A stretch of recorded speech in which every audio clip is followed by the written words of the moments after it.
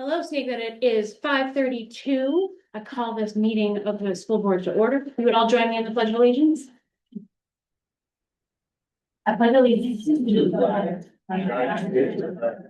and to the republic which stands one nation under God, indivisible, with liberty and justice for all. All right, thank you all very much. I'm glad to see a full crowd. I would like to let everybody know that we do have a member of the media here. We have Abby Ham, who is Sentinel, just so you know that when you're speaking, you may be recorded. So as we get started, if I could ask the people at this table to introduce themselves so that everybody hears us. We do have permanent and temporary nameplates while we're still waiting for our new board members' plates to come in. But if we could start with Nick. Nick Centros, Director of Technology. And just speak really, really loudly. Dan Reagan, Special Education Director. Bill Mickey, Human Resources Director. Chris Young, Assistant Superintendent, CIA. Lori Schmidt, Business Administrator. Misty Bushy, District Clerk. I'm Alyssa Bascom. I'm Sarah Vogel. Steve Brown. Karen Schwabe, Outside Rep. Krista Wolf, Langdon Rep. Chris Spalding, Charlestown Rep. All right, thank you very much. And we have Jamie Teague with us, correct? No, no, she may join us on Zoom. This is good. What was the new comparison? Okay. All right, our first order of business is to approve the minutes of the February 2nd deliberative session. The public board meeting part after the deliberative session. Can I have a motion? So moved. In a second? So seconded. Does anybody have any questions, concerns, changes they'd like to make? Seeing none, and we are moving in line, all in favor? Aye. Aye. Aye. Thank you. Motion passes. So we are going to open right up with old business. The first thing being the potential Sarah Porter reconfiguration. I see that we have a lot of people here interested in such, so really do appreciate the engagement here. So if I could turn this over to, do you want to speak first or do you want to? I can just jump right in. Sure. Lori Schmidt. All right, so when we last met, we talked about several items from recommendations from the administration for default budget and how those transactions would affect assessments for each town. Part of the discussion was around tuition for pre-K students. And so it was very clear to me in that meeting that I needed to take another look and revisit our articles of agreement around the tuition piece. The tuition piece is not embedded within our 6 methods. I've become very familiar, I think quite familiar and comfortable with the methods, but I needed to go back and look at the articles regarding tuition calculation. And when I did that, I also decided to do a deeper dive and analysis and go backwards in time to see how this has been handled in the past by prior BAs, business administrators. We've had some turnover over the last few years, so I went back to like 2017, 2018, like up through I think 2020. I can hear you. Do you want to hold just one moment? So we're gonna make copies of all the document that will give you some background information. So I guess we'll just hold on for a sec while the machine is being very loud. So you can hear. Sorry, Larry. No, that's okay. My voice is Listening to. no, it's just. It's just working. It's hard. Really easy to make little noises.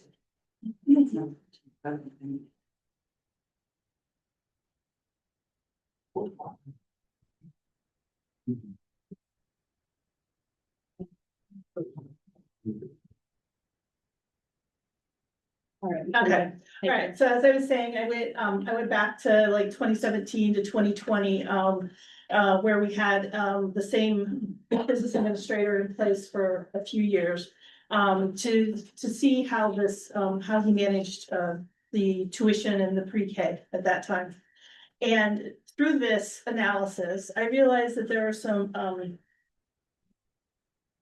that. Sorry. I realized that there were some errors in the assessment in that there's, we work with beginning of year numbers, we work with end of year numbers, and we work with ADM enrollment numbers, which are a different calculation. So there are three different reports, and the student grid, enrollment grid for resident students in elementary school needed to be updated. So what I realized was that when I'm preparing the budget, I should be utilizing the beginning of year document with our current enrollment at the time that I'm preparing the budget. And then at the end of the year, when we're updating our actual numbers, we update the enrollment to reflect actual enrollment. So when I came on board, of course, I was working with a document that had end of year numbers. And so that's what I had been like carrying forward. And for some reason, I did not get that changed in the budget process this last year. So that is on me. I have updated all of that. And when I updated that, there was a change in student count. It reduced by, I think it went from like 880 to 830 something. And I also realized that I needed to exclude district program students. So students that are attending our programs that are funded through the district. And that would be our STEPS program, which is in Charlestown, our LEAP program, which is in Walpole, and our Focus program, which is in Alsted. What I have done in my tenure here is I have excluded tuition cost for those students, but I've included those number of students in my enrollment. And what that does is it misstated tuition rates that were charged to communities. Okay, so while we weren't charging tuition for those students enrolled in those programs, we were using those head counts and student counts to calculate the tuition rate. So those tuitions, those students' programs are funded by the district in method 6. So they shouldn't be also factored in to determine the tuition rate for the building in which the program is held. Okay, so so here I have tuition count that was adjusted to reflect BOI. It impacted and I eliminated the district program participants from that grid, which impacted tuition rates. Okay, so I think I want to move forward to my numbers. Do you have this handout as well so we can read it? I apologize, I can't read that for that verbal, that Word document there. Is that something that can be sent out to us? I don't have a copy of that. No, mine is. No, the Word document, not this Excel document, the Word document. We will get it. Okay, we just have half the information that we're trying to follow along with you on. Okay. So this grid, what this grid is showing.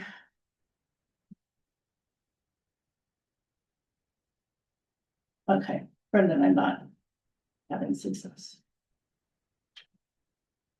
Okay. So the column on the far left is the tax rate as it was just set this fall, okay? The next grid or box is the proposed budget that was presented to the public for voting, okay? The center grid is with corrected students, what the corrected residents in the elementary schools and what that does to the local assessment. And then on the far right, this is based on our default proposals that were discussed at our last board meeting.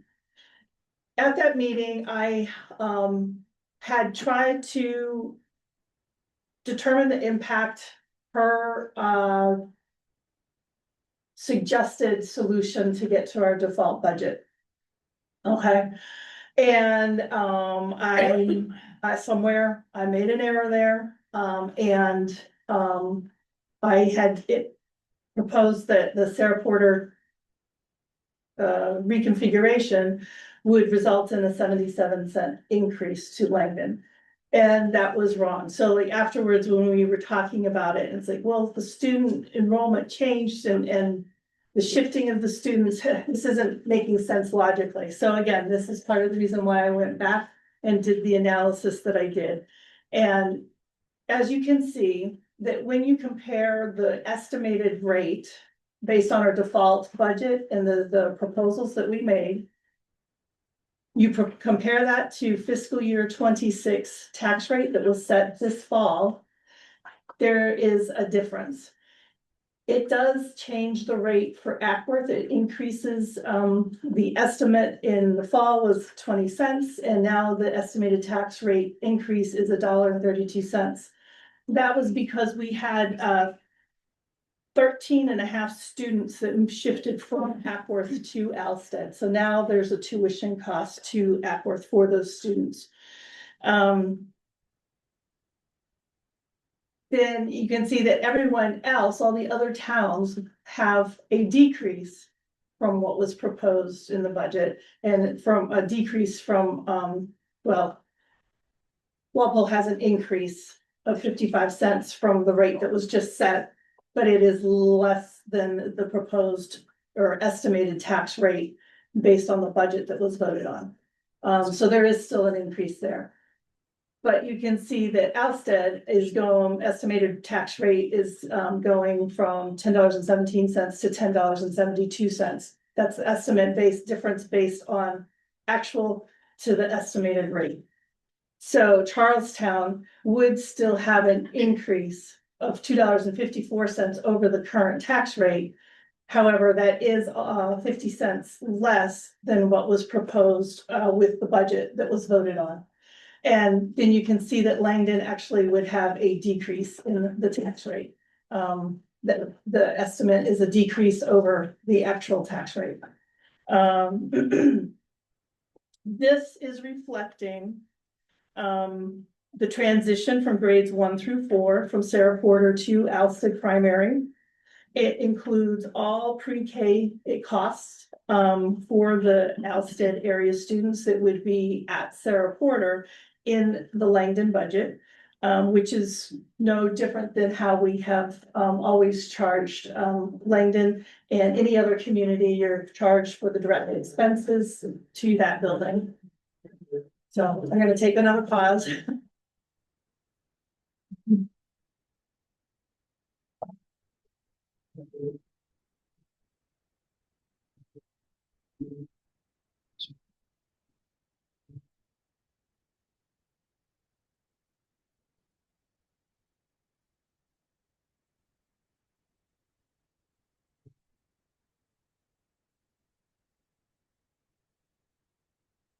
Thank you. Thank you.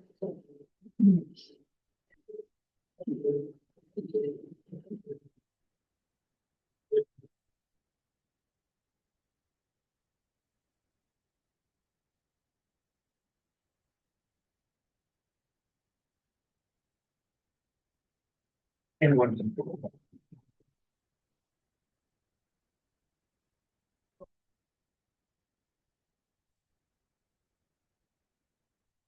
Okay, so one other item that I do want to just bring to light is that the pre-K students are included in this grid at a 0.5 FTE, which is in accordance with our articles of agreement. So they are charged tuition.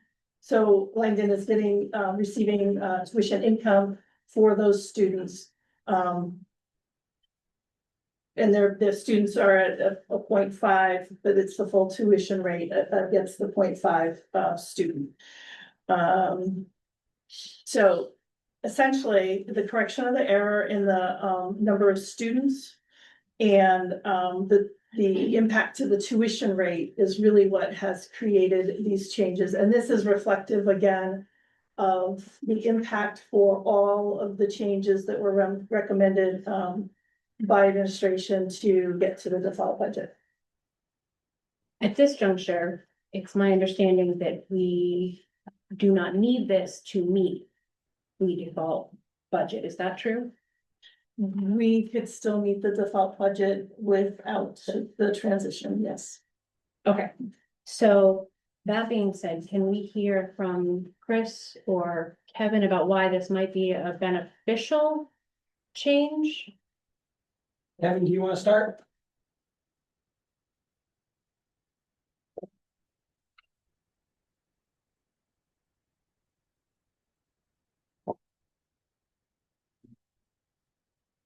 Okay. I'm Kevin Hicks, principal in the Alsted attendance area. I'm just gonna read through some of the benefits of this type of bonds consolidation. It recaptures instructional time. As we speak right now, there's over an hour a day of independent instruction time that can be utilized better for direct instruction and or intervention. Better opportunity to utilize our interventions and consistent delivery of the curriculum. For example, all first graders from Alsted and Langdon would receive same exact instruction from the single teacher. Anytime you have multiple teachers delivering curriculum, there's an opportunity that something gets lost in the transfer. You would save money on specialists not having to travel to Langdon. Savings on transportation, bringing Sarah Porter School to Vilas and then back to Sarah Porter for their specials and interventions. And the capacity, this is probably the biggest aspect, capacity at APS is appropriate for this consolidation. Looking at class sizes, if you will increase our class sizes, not to the element that the state may say is doable or feasible, but it definitely moves us in the correct direction of consolidation. And when we look at the big picture of reducing costs over time, when you're running less buildings, we're only going to be saving money in the long run. We have 4 buildings that currently have about 208 kids in them. And we have the capacity, eventually, possibly, to move them into 2 buildings, eliminating the cost to operate 2 buildings. Does anybody have any? I do. So when you're Krista. talking about, Can you really speak up, please? oh, I'm sorry. Off the- When we're talking about the pre-K move from bringing pre-K students from Alsted to Sarah Porter and taking the 1st through 4th to Alsted. What are the benefits? So there's that 3-year-old program was established like 15 years ago, and those buildings are constructed specifically for 3 to 4-year-olds. Did you guys look into the cost of what it would be to retrofit Sarah Porter to make it accommodate 3 and 4-year-olds? Sure. So Sarah Porter does have a ramp on the back of their building for easy access for every individual regardless of their age. There is a play structure that was put in several years ago by USOL Construction that is feasible for 3 and 4-year-olds to play on. And one thing I forgot to mention in my first little entourage, combination grades are really a thing of the past. Okay, 20 years ago, combination grades were more effective than they are now. They're efficient in the sense that we have great teachers teaching multiple grades.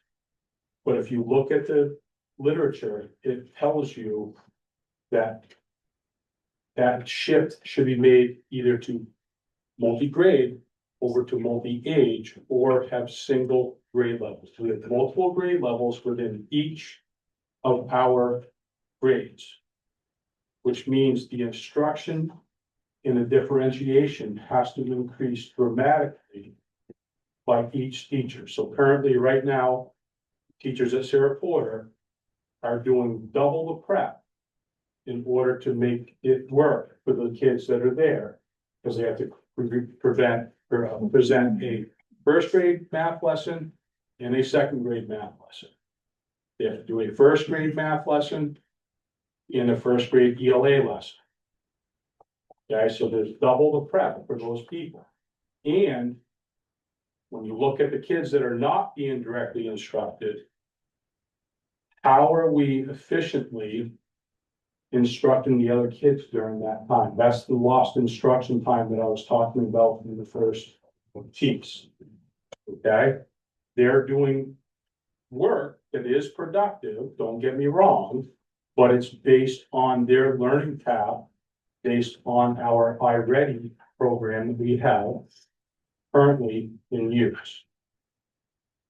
So back to Krista's question, the building is suitable for 3 and 4-year-olds to be placed in that building.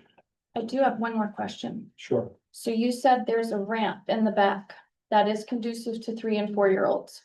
Correct. What happens if there's a fire and they can't go out that way? Then, like almost every other building that is in existence, there is a single entrance or exit that is ADA compliant.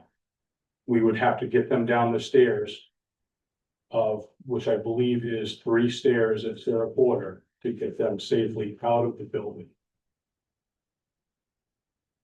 I just want to let the public know we will open up for public comment shortly, unless it's a concern about hearing or something. Yep. Thank you.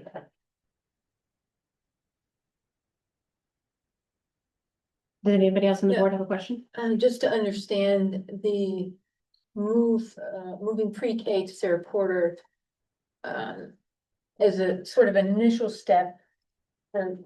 Towards long-term of downsizing the number of facilities. How much less would Sarah Porter be utilized just for pre-K?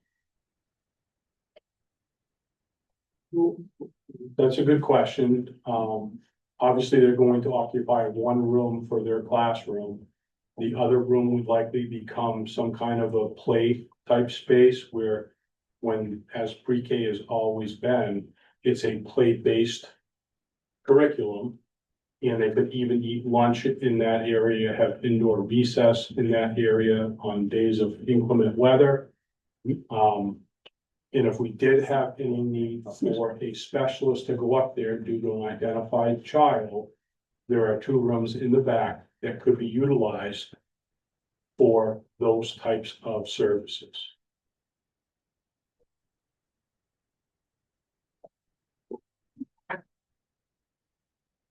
We talked in 1 year. We're talking about 26, 27 as we speak right now, yes. But is there an expectation that it would continue the following year or consolidate the following year? We're not I'm quite not there. I don't know. ready to talk about that at this point because it really hasn't been presented to the select board and or the community at this time. I prefer not to make a comment on that at this point. That being said, the next step really is to Right. have, So I guess the next step from the public's point of view is, no matter what, this is gonna have to go to the towns. There has to be a public hearing regarding these changes. And it would go to all 3 towns, Langdon, Alstead, and Ackworth, to get representation, to listen, and to hear some of the concerns and feedback from people. Right now, what has been, this is informational for right now. This was presented as part of the default budget last meeting. However, we have met our obligations to meet the needs of our default budget based on what we presented last time and what the board approved last time. So this now can turn into more of an informational session to have conversation and get feedback from our residents. And that's why we're here tonight. That is a change from the last presentation, but it is what's right as we continue to move forward and make some of these decisions.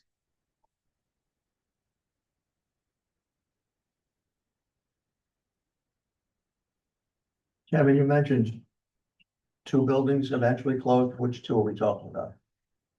If you're looking at numbers. Yeah.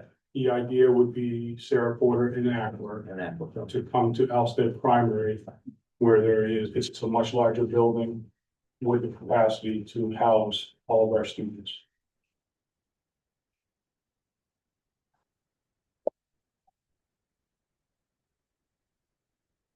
At this time, I'd like to entertain a motion from this board to open public comment early. Can I have a second? Any discussion on that? All right, we do have Jamie with us, although now I don't see her again. I'm here. I'm here. I know there's a lot of people here, but I'm here. Thank you. So we'll take this by roll. Jamie, I'll vote yes. Chris, Yes. Chris, Yes. Yes. Yes. Yes. all right. If anybody would like to speak to this, we do have a 3-minute maximum per person. If you would stand up and state your name before you speak, I'd appreciate it, but go ahead and you may. Mike Ryan from the town of Langdon. Has the board or administration considered, so I'm a fire inspector. K through 12 is an educational occupancy. 3 and 4-year-olds are pre-K, completely different code. Change the use, change the code. So now Sarah Porter is going to have to be brought up because you're changing the occupancy of that building to the current pre-K code in NFPA 101 2018 edition, which is New Hampshire is adopted as the life safety code. So what are the cost implications going to be for the town of Langdon? Because I understand that would be on our tab, right? To bring that up to code to hold pre-K there. Because it's not grandfathered at that point. It's a good All right. question. We're not gonna have that information tonight, but we'll definitely get back to you Because on that. I guarantee you that's gonna make that number change for the town of Langdon. I don't 100%. disagree with you. It's not ADA, it's NFPA. And it's current, which is actually the technology's better as the codes get newer. So New Hampshire's actually good with trying to keep up, we're usually one step behind. Yep. But there is going to be a cost implication of that, 100%. Well, we appreciate that feedback and we definitely need to look at that. And this poor man right here is gonna pull his hair out doing the inspection. So we can have that information by the time we do a public. We will have that information by the time we do a public hearing, and I will definitely reach out to the fire chief to make sure that I am understanding exactly What you're getting into. what I'm getting into. So, Is there anybody else from Yes. Langdon? go ahead. Yeah, Lucian being, Langdon, New Hampshire. This is, like short term, as you said, like a year, Sarah Porter will probably, most likely will be closed. So my question is that currently right now, they're gonna move these kids up to Sarah Porter. Has anybody taken a look at that?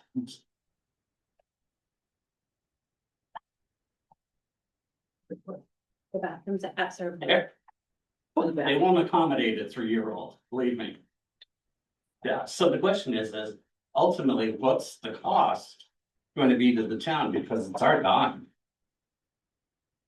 So you're basically prepared to present what the overall expense is gonna be. Because you're gonna run into it. Thank you. Richard Briggs, town of Langdon. You know, I'd like to know currently what these buildings are costing us to run.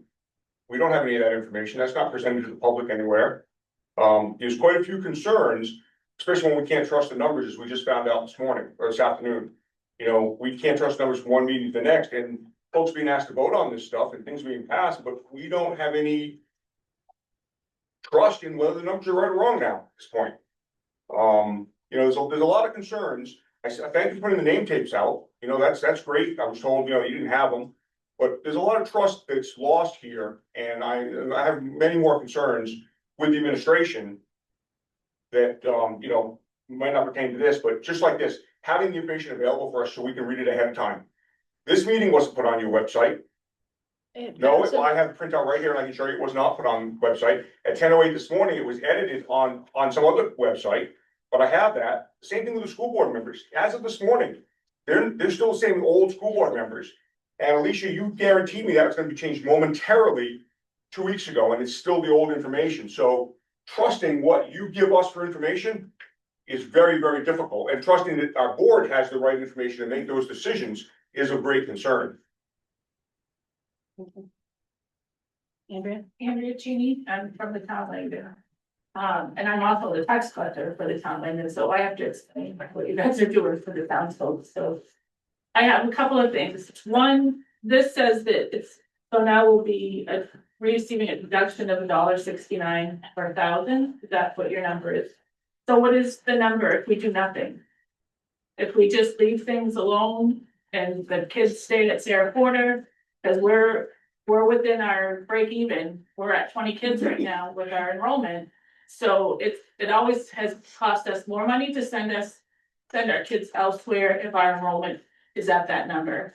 So when we do our town meeting or whatever, you said we have to have a public hearing, could you provide the correct numbers for us for that if we do nothing?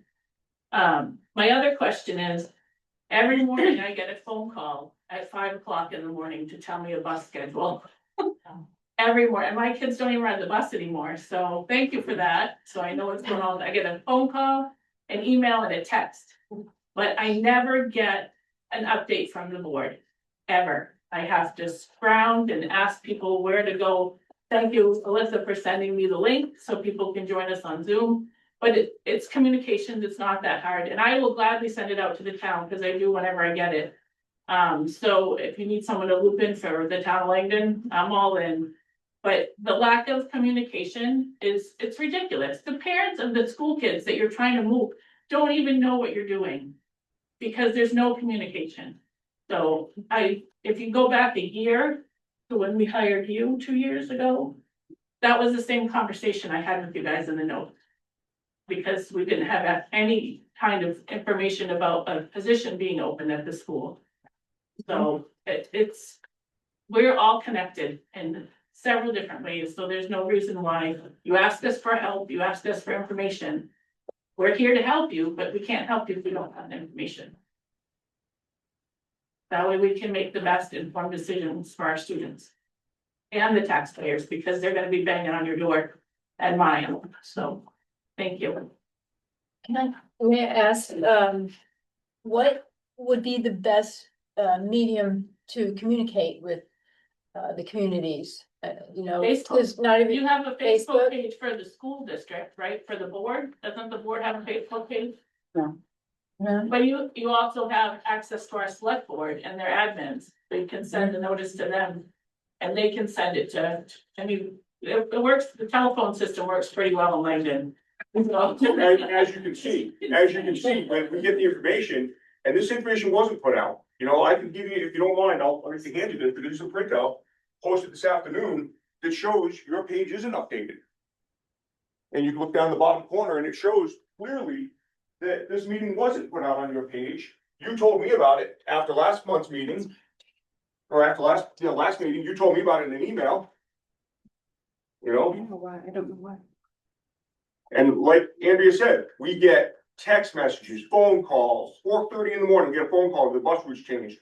How come we can't get an email of what this information is? How come we can't get email to that information? You said to me, we have to go, you said you didn't have to search for it, but we have to search for it.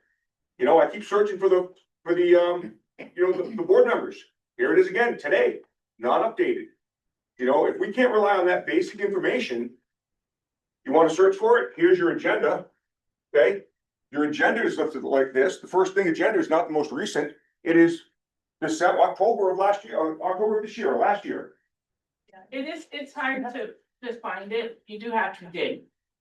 But the agenda was there, but there was a timestamp on it at like 10:30 this morning, so somebody made an edit at some point. It was edited this morning, but it is there. I just want you to know that these are actually numerically ordered, so you've got all the ones. I understand the numeric order, but we have to search for it when it could come to us in an email, it could come to us in a phone call, it could come to us in some type of message. I understand how it's put out, but searching for the information, and I gave you that, you can see it, it's got the timestamp in the bottom. It may show up on Andrea's computer, because I went up and saw her, it showed up on hers, didn't show up on mine.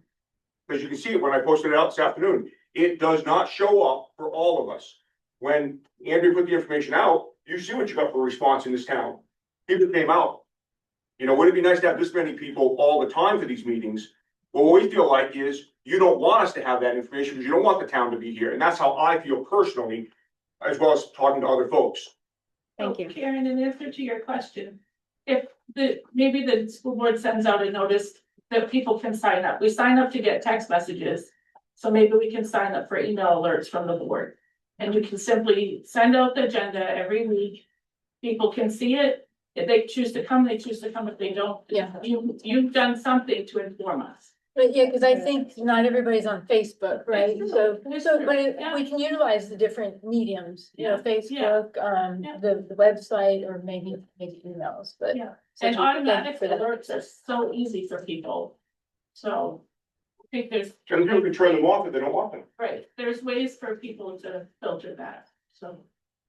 Thank you. Are there any other questions Yeah, regarding? one more, please, Lisa, if I could. Oh. Lucian being, based on these new rates, that were presented tonight. And in regards to tax rate and whatever, what is the tuition rate? What will be the tuition rate to Alsted? For 2026, 27. And what is it to Langdon today?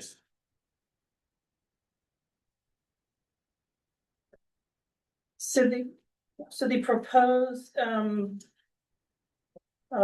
tuition rate right now is, for Alsted, is $21,312. 21,000. Yes, And do you have an idea of what it's going to be? I'm sorry, I'm not understanding. That's a tuition rate for next year based on this Okay. budget, yes. And What it is right now, it's 22,607, 22,607. yes, That's if this change is made. no. And that's That's per with the corrected number of students prior to the default changes. Thank you. Mhm.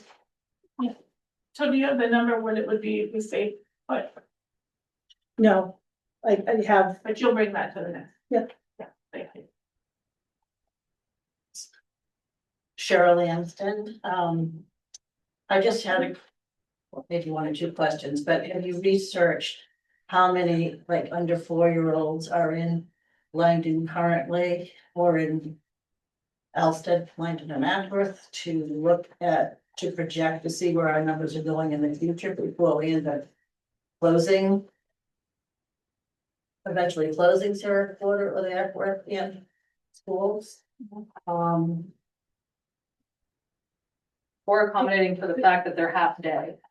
So my kids never went through pre-K because I work full-time and they needed to have a full-day daycare. So whatever number I think that's a great idea, but whatever number total, it's gonna be significantly less than that because half days are great for some, not all. And I've attended schools here, so I know since 1968, like my brother attended 5th grade, that's when 5th grades, I think, started at Violas. And then I've raised 2 generations of children. And I was one that fought, I'm not sure if it's 20 or more years ago, to keep Sarah Porter open. I don't know what year that was, that we almost lost our school. And there was, many people feel strongly about having a school in their own community.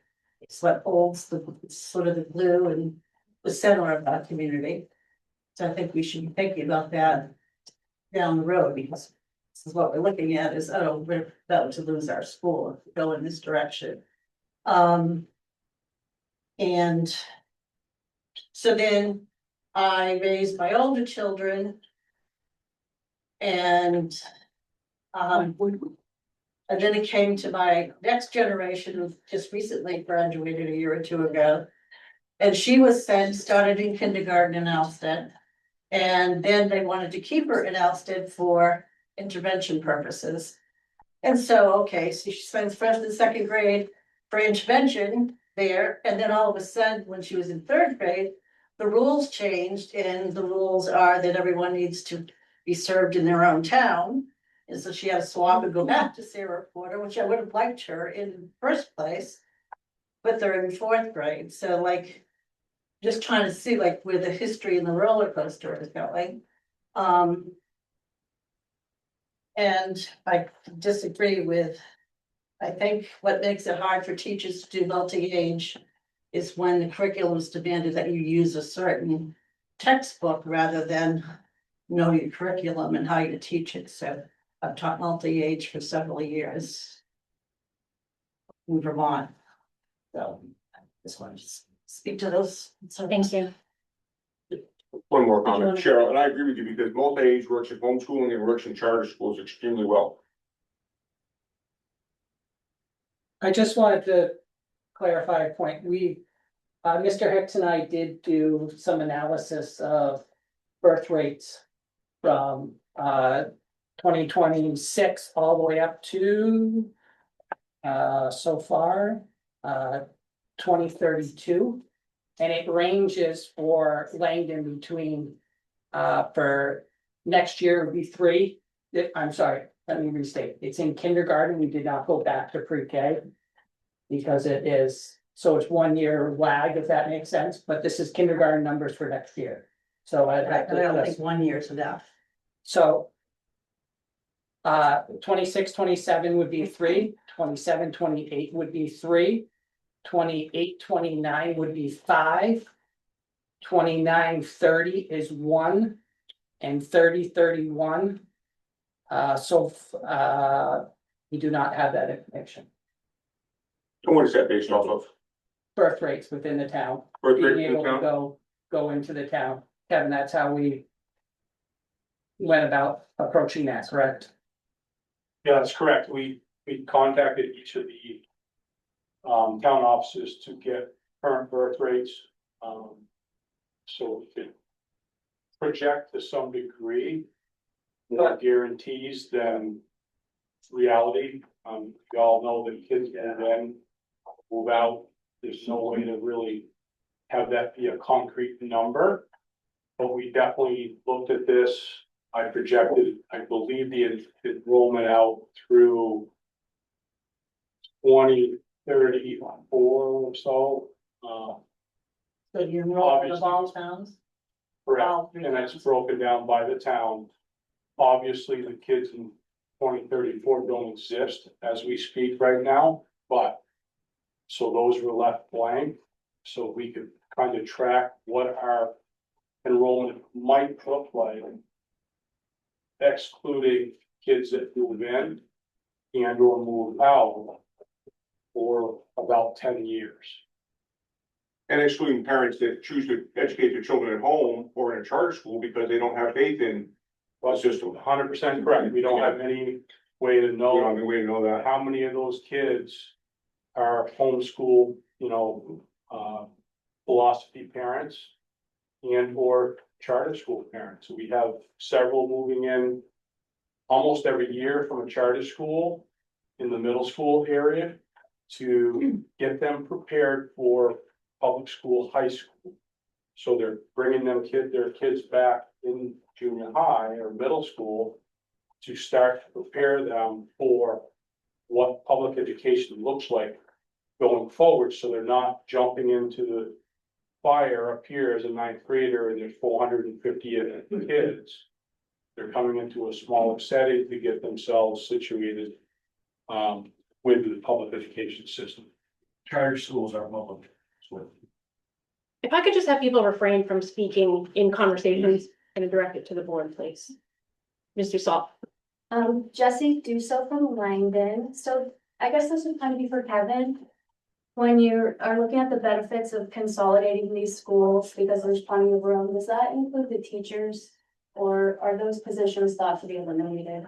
So the way things have worked out this year, the consolidation would include all of the adults that are currently at Sarah Porter would have a job currently next year at private school. So nobody would lose their job. And is that thought that could forecast out further? Or is that just looking There's a at? possibility in future years of a reduction of 1 FTE teacher. If you were to think about all the schools being moved into 1. Yeah. So it would be a potential loss of 1 more FTE teacher for the full, that's fine, sorry. Yeah. In case people don't know what that is, Full-time teacher going into, it will be 27.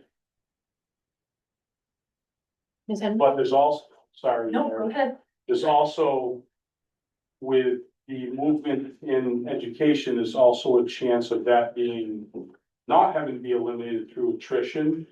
People moving on, people retiring, those types of things. So it may end up being 0, it may end up being 1. Or it may end up being, you need to hire somebody else. Go ahead, Sarah. It's 1 second, Mary. I just, in terms of looking forward, I mean, we're looking at next year, but we know that this year with the budget as it is, we were looking at cutting positions having nothing to do with consolidation. So when we start looking ahead another year, we can't predict what positions might need to be eliminated because of budget considerations overall. So, it starts to get murky if you start looking at, is this gonna in the future cause, we don't know. Because what we're trying to do is to be as fair to the taxpayers and as fair to the children as we possibly can. It's a very difficult balance to keep trying to balance. So, sorry, Mary, go ahead. Okay, no, I was trying to answer this question. Mary Henry Langdon. Yeah, I probably this one. I actually want to say my reasoning isn't necessarily about tax rates, it's about community. And we have fought long hard to keep our schools for years, and every 5 years this comes up. Being on the board, it came up with us, and we got tarred and feathered when we tried to do it, how many different times. No one wanted to consolidate middle schools, no one wanted to get rid of their elementaries. And honestly, we pay the bill, so if we want to keep the school, why are we looking at consolidating? I mean, it comes down to the taxpayers of Langdon and what we're willing to pay, not what the district is willing to pay. Because we are part of that district, but we are Langdon, and there's Ackworth, there's Elsted, Walpole, and Charlestown. We're all separate communities, we all pay our share for our elementary schools. So if that's the way that the school board is looking at going, they really need to have that conversation with Langdon, which I know you talked about doing. But the reality is, we're the ones that decide whether that happens or not. Correct. In my opinion, that's the way I feel it should be, and that's the way we always talked about it on the board, was it wasn't up to us, it was up to the taxpayers. And I think that is important. Again, I don't want to pay more taxes, but I also know being in the state of New Hampshire, we're at the very bottom on how much we pay per capita compared to everybody else. We don't have sales, we don't have an income, we don't have any other revenue other than us. So if Langdon's willing to pay it, Langdon should happen. And I know multi-room classrooms, I heard Kevin, I read a lot of information today that contradicts that. I know a lot of schools, even in Claremont and Keene, they're looking at making multi-classrooms because of attendance dropping. So what's gonna happen when the attendance drops in Elsted? Are we not gonna go to multi-classroom, classrooms? Of course we are, because we have to. So again, I had one kid in Elsted too, that went through Elsted K through 5, and I had one that went through Sarah Porter. Sarah Porter had, at the time, phenomenal education. I'm not there now, so I don't know the teachers, but I can tell you that Christopher got far better education being in a multi-room classroom, given the fact on where he was academically. And I think my oldest would have benefited from that, but unfortunately with his things, they wanted him in Elsted. So again, I just think that multi-rooms, I grew up in one, and I feel like turned out okay. So there are benefits to it, not always a negative. And teachers, yes, you're right, it's a little more difficult, but it's not that difficult when you're dealing with 1 through 2, 3 through 4. You're kind of still in your curriculum base. So you're not moving outside of that. Thank you. That's all. Just a clarification, Kevin. You said no one would lose a job. Is that because you have a vacancy to fill, or there's not actually gonna be any reduction of teachers? So we have a vacancy due to retirement in the different shifts within our attendance area. Would create a second vacancy to have straight grades at Elsted, meaning we were looking at next year doing a combination 3-4 at Elsted primary. If Sarah Porter were to come down, we would do straight grades 4th, 3rd, 2nd, 1st. So we've had a combination grade at the primary school now for 3 years. my whole tenure there. We did a K1, we did a 1-2, and then for the year after that, we went back to a K1 this year. We were looking at a K3-4 next year. But with it possibly bringing the kids from Sarah Porter down, it would give us class sizes 10 or above with straight grades. So there would be a savings of one teacher financially, Correct. but no reduction in force necessary. Correct, because actually, as we speak right now, I need 8 teachers to run both schools. If they were to come down to Alsted Primary, I would need 7. Thank you. Is there anybody who hasn't spoken yet who'd like to speak? I just have, okay. Virginia, but Langdon, has there been any consideration to moving the pre-K program from all towns to the Early Learning Center that's right here and was built and designed for pre-K? That it's my understanding that program is done with, the current program is done with this year. And would that be a savings with given the numbers and the cost? So looking specifically at the building, I don't know if I can answer this specifically. To combine all our pre-Ks into that building we would not have enough room in that building. Currently, it only holds the 3-year-olds. Next year, due to enrollment numbers within our 3-year-olds, we're looking at putting 3 and 4-year-olds within each attendance area. So I have done programs there. There are 3 and 4-year-olds. They do morning classes and afternoon classes, and they've done it that way for years.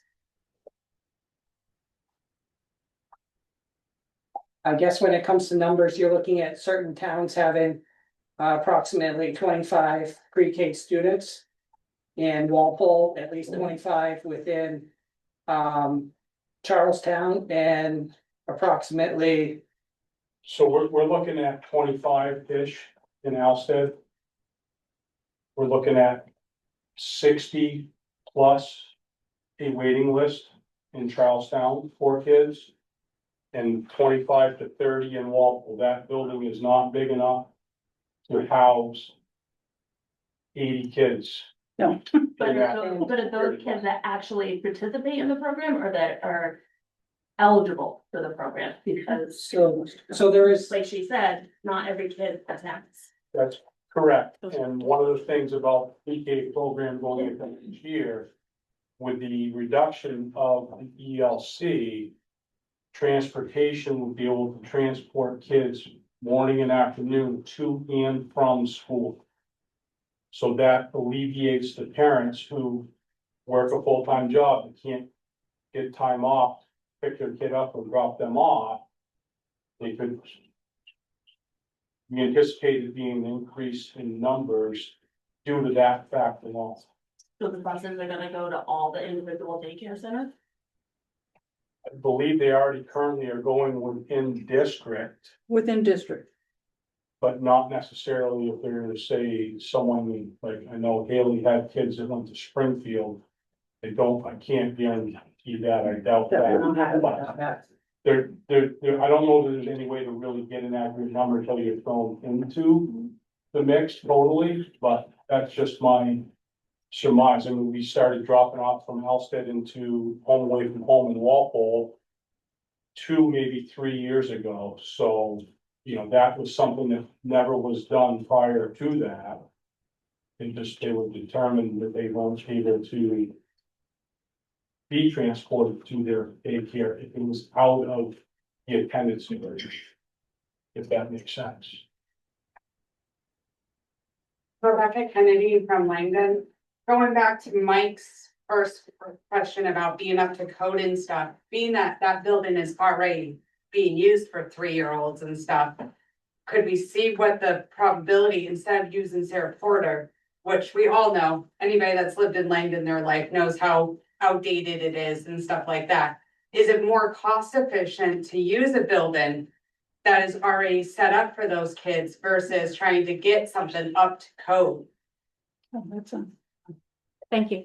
We will take that under consideration.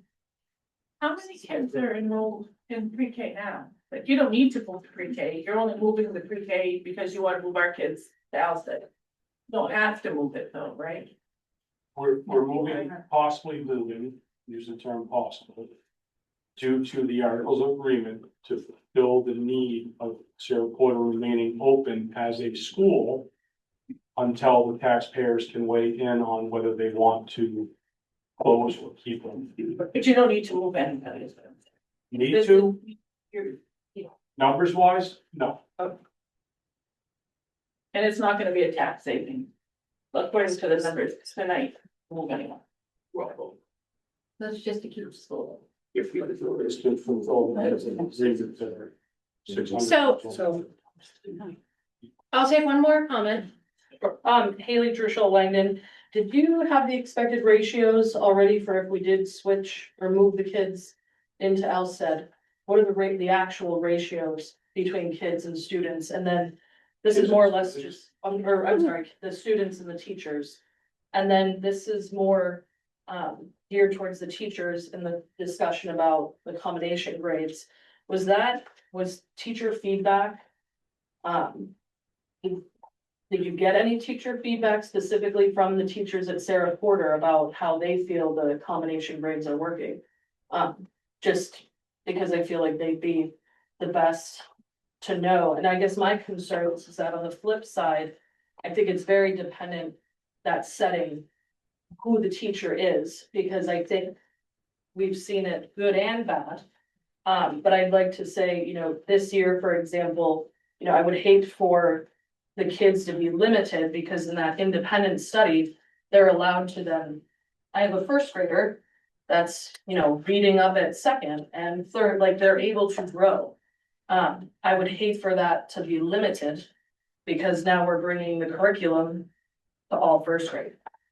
Can't say that always happens with a combination. I think it's very teacher dependent, but we have really good teachers in there currently. So I guess that's where I'm thinking, I trust their opinion on how it's going in the classroom, whether or not their feedback was taken and put under, considered. Thank you. So ratios and the feedback, those are my questions. Sorry, before you go on to somebody else, I want to hear my answers. Officially, no, feedback was not taken from the teachers. We've had discussions I've only been here 3 years. I've had discussions about that each of the 3 years. Enrollment next year, potentially, if you were to combine the two, would be 18 in first grade. 11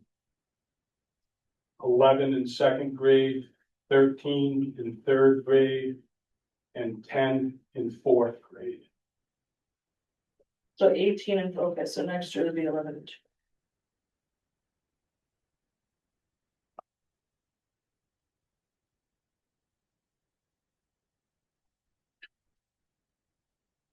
So 18 in first with one teacher. One teacher and one para. So that's a big difference to where, you know, right now we got what, 4 or 5, well, actually 4 now in first with, and then you got another 5 in second, so between the two. Yeah. So you got 8. So we'd be going from 8 kids in first and second grade. Then the kids, you know, would be an 8th and in 1. You just With a second person. with the para. Current second person at Cerro Porter is taking care of and monitoring the kids who are not being directly instructed. And we have Mr. Shane there now. That's him, that's who I'm talking about. Right, so we still have that currently. So it's not really a difference. Because you have him currently with, Breakfast, we Cerro have Porter. reading specialists, possibly Title I, and special educators pushing in. But you have all that at Cerro Porter, do you? We have reading specialists, a very small amount of time. Intervention, a very small amount of time, no Title I. And the special educator is up there till roughly 10 o'clock, so for me. Once kids get all settled and eat breakfast, 8:40 to 10 o'clock. So I think with that, thank you, Kevin, for elaborating on that. It is clear there are still some questions from the community that we need to continue to explore and look at. I think as we move forward, we need to have our public hearings within the 3 towns to be able to gather that feedback, be able to answer the questions that were not only presented tonight, but also any others that you may bring to our attention. And that's kind of the next step. As I said at the beginning, we are not in the position that we have to make any choice right this second, as the default budget has already been moved with the school board at our last meeting. So we have the ability to work through this collaboratively with the towns and support not only your questions, but our students and what is best for them for a number of years moving forward. So I hope you join us as we continue to engage in these discussions. Thank you very much for your engagement here. There's some great questions and we do look forward to bringing this back. And what was that? In the interim, if we come up with more questions, who are we emailing? You can email them directly to Misty and Bushy at SAU60.org. All right. Next order of business for us is our committee assignments. As we discussed at our last meeting, there were several different committees to discuss and take part of. Does anybody have a preference for what they would like to be a part of? Anything on this list? Let me first, talk about first each of these committees that are listed here, Sure. what the responsibilities would be in the.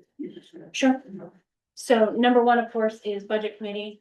3 members here have been part of that committee, plus Jamie having been the board representative there. So what that involves is going to all of the budget committee meetings, sharing the information that the budget committee receives with the board and vice versa. Being a part of that conversation, coming to these meetings and reporting so that we work collaboratively. It is something we intend to much more robust position, we need to be a lot more together. So non-voting. Oh, that is true. It has changed. That position is a non-voting member on the budget committee. Or is that change? Changing the law. Yeah. It makes sense. Yeah, I think a suggestion, maybe taking a 2-minute break. Is it? All right, we will wait for a moment as the doors and what. No board should be a movement. No, it should be. I don't care what. Yeah, really. That was just dumb law. All right, so we will take a short minute or 2 recess. So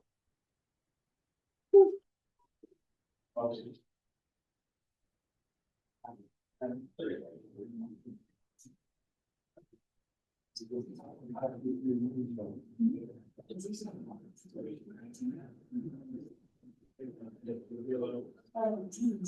SAU60.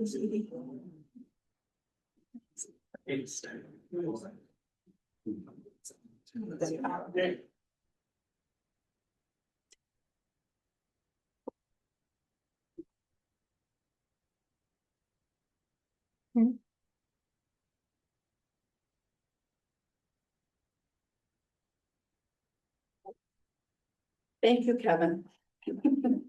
I like being able to see everyone. Me too.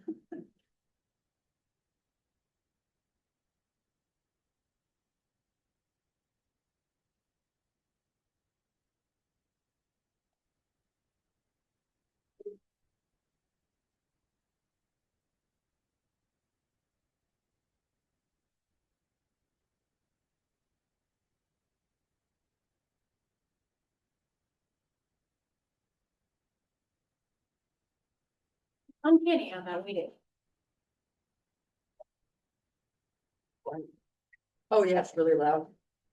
When that's on, they can't hear anything we say. Just use your gym voice. It's like, Okay, now that everybody is back, are there any questions about what the budget committee's responsibility, the school board representative to the budget committee, their responsibility? It's the same as it used to be, except it's non-voting now. Correct. Okay. It's advisory, whatever you want to call it. It's a bridge between the Yeah. two. Absolutely. It's a good change.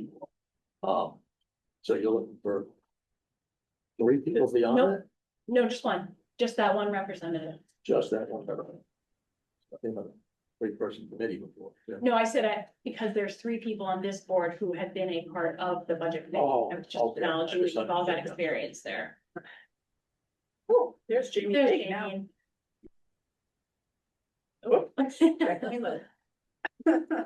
It has been, but she wants them all. Jamie, do you I want would like to be off that. Yes. Figured I'd ask. So is there anybody who would like to continue in that role? It's once a month. I can do it. Budget committee meetings. Would you like to be our representative? Sure. Have anybody else really want to argue? Seeing none. Thank you, Krista. All right, this past March, actually starting about in October, we started negotiations with our teachers union. It was a very robust negotiation. I think both sides worked really, really hard to come to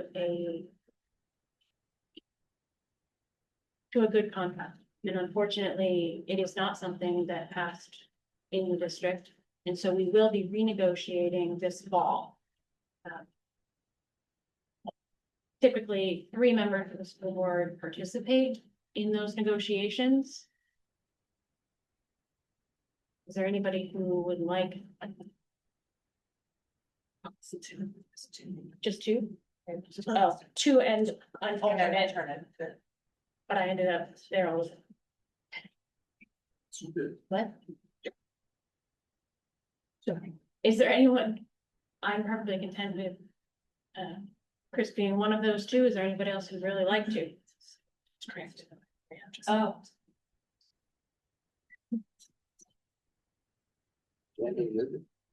I'll do it. Yeah. Hold on 1 second. Jamie, are you talking to us? No. You're muted. Yes. Hold on. You have a conflict of interest. Right. Chris, I don't think can because his wife's a teacher. Yeah, but I'm trying to reduce it, so how does that? Doesn't matter. I'm sorry. It's a conflict of interest in the eyes of the law. Oh, is it? All right, Sorry. fair enough.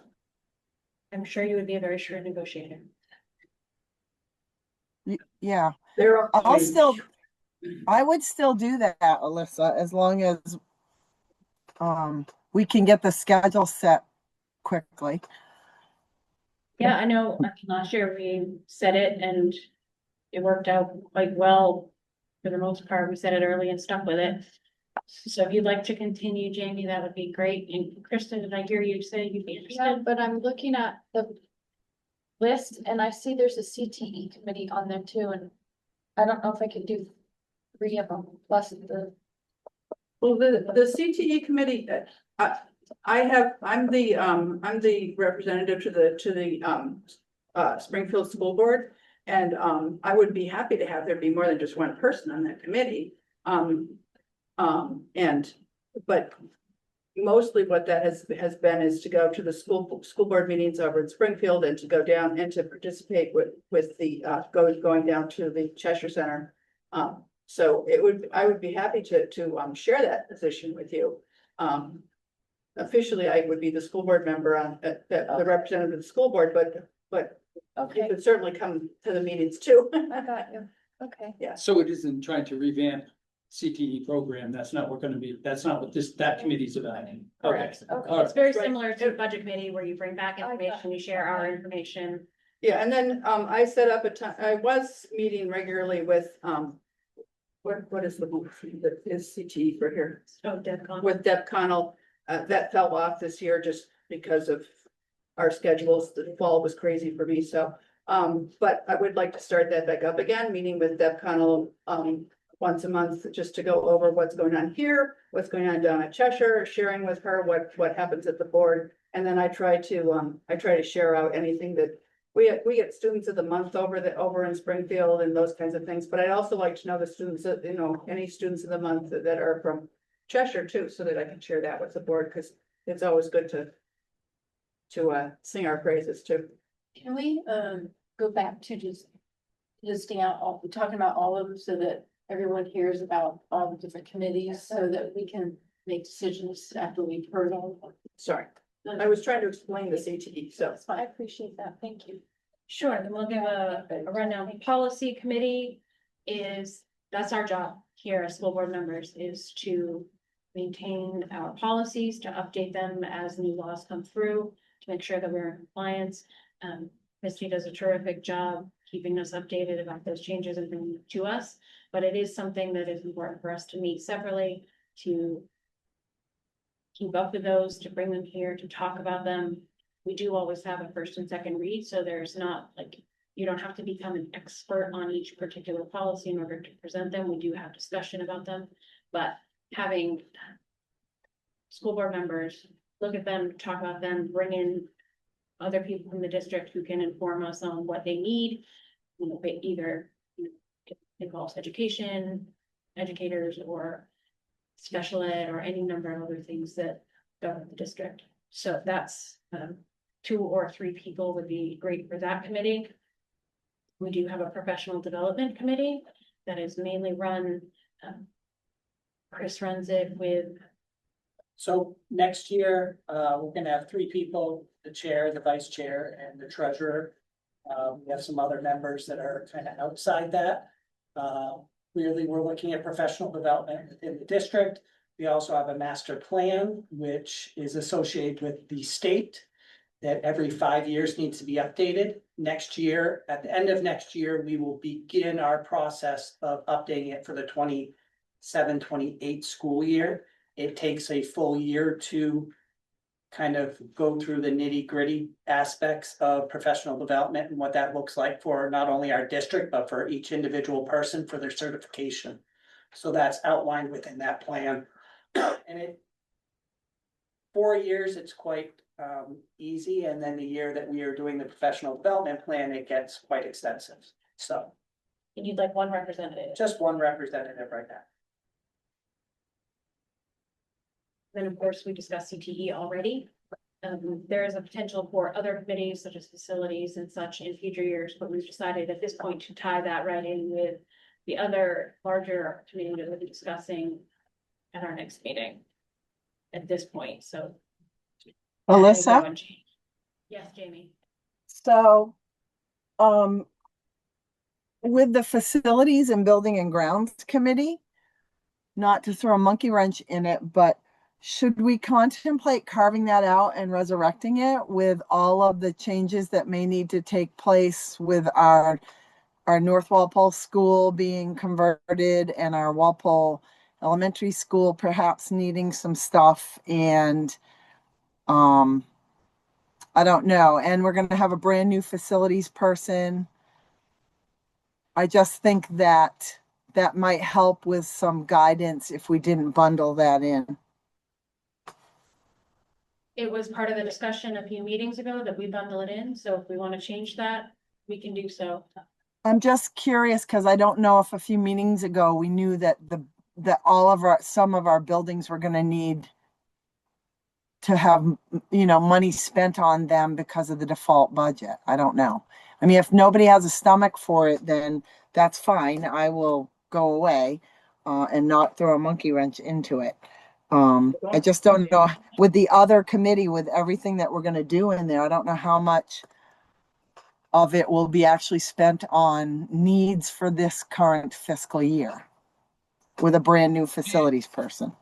Go ahead, Chris. What are the components of this monstrous committee you're talking about? The all-encompassing committee. What are the components? So we are gonna get to that under district planning, under new business. Okay.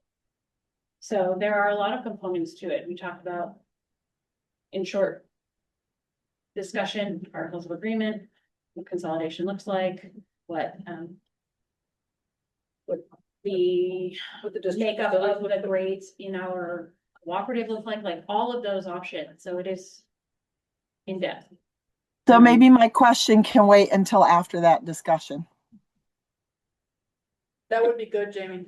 Thank But you. if we break any of those up, I'd certainly like to be on the facilities committee, if that's a standalone, which I think this all-encompassing committee, when we get to that discussion part, it's probably too broad. It might be broken up, better served in subcomponents and then brought to the larger group.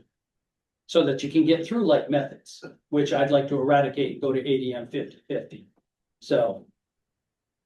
Okay, Sorry, thank you. Steve. The Verone doctrine still exists, so you're like. We'll discuss it in depth when we get to. Right. It absolutely will be. Yeah. There's not gonna be one in charge of the whole.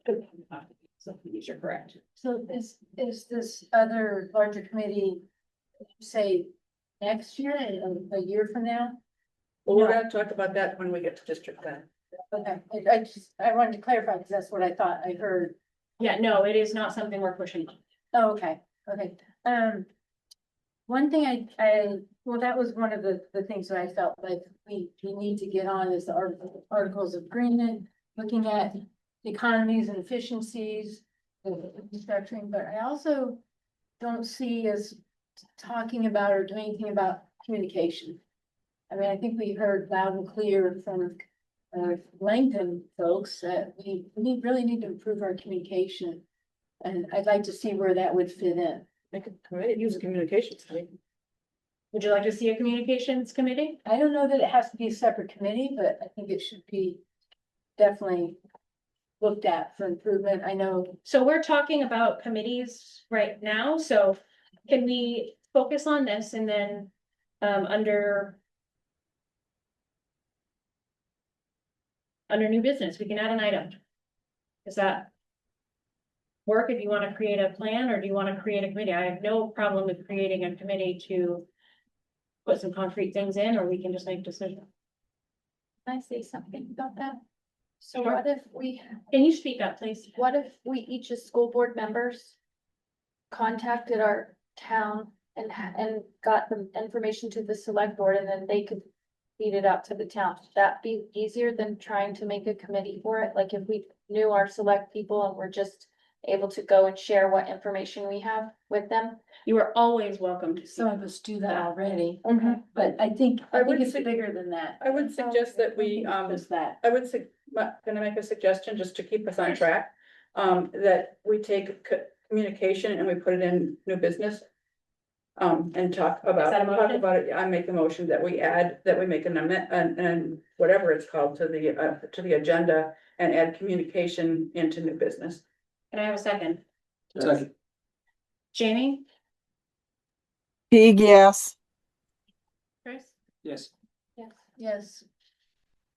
Yes. I think so. So in terms of I'm sorry. So yes, so does anybody have any questions about these 5 committees that are currently listed under our committee assignments? Okay, so seeing no more questions, does anybody have something they really feel strongly about being a part of? I'm on CTE. And I would be happy to have a second person. And I'm sure all of the tech centers would appreciate as much input as possible, so there's no shortage of, as long as we have less than 4. So Krista, even if you're not considered on the CTE committee on a regular basis, if you want to go anytime, you can. Okay, do I just reach out to you, like email or whatever? And yeah, okay. Thank you.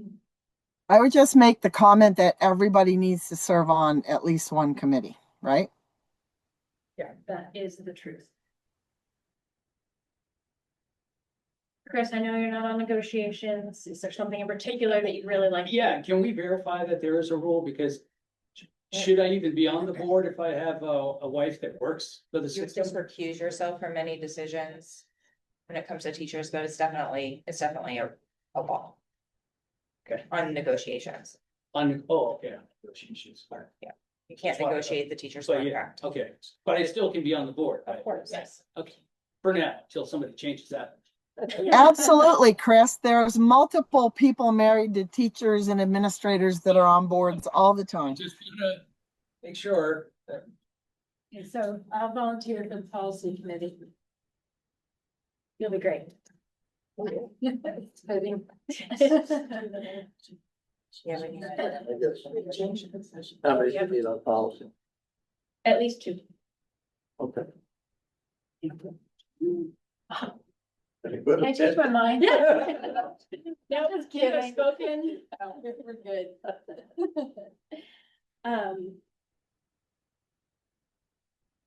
The second person for negotiations. Right, Jamie.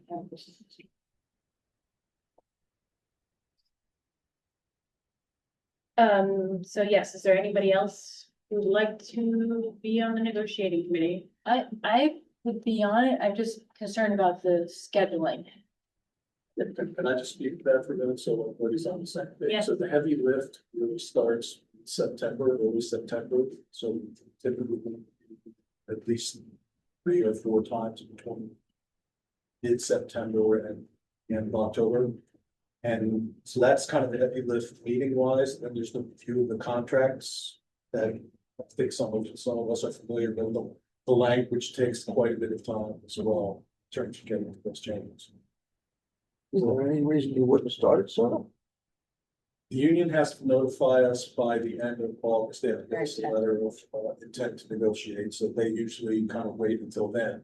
I think we've tried to move that up, but it's not very effective. Okay. Just checking. Although having a no vote, they might be willing to move it up. True. Among other things. I'm happy to continue as the alternate for that committee if need be. If you wanna just let me know if either of you have a work obligation or something. I just know oftentimes it was like right after school hours and. Yeah. It's hard for me to make that work. But if it were like after 5. I think if it's hard for you to make it, then maybe it won't work. Right, that's. You know, yeah. don't try to stretch yourself. There's so many committees, right? There are plenty of opportunities, yeah, for sure. Well, But you still need one more, right? Okay, I'll sign up for it. It'll be more, how many people are gonna be on it? 3? well, it's 2, and then I will step on as the Okay. alternate. Okay.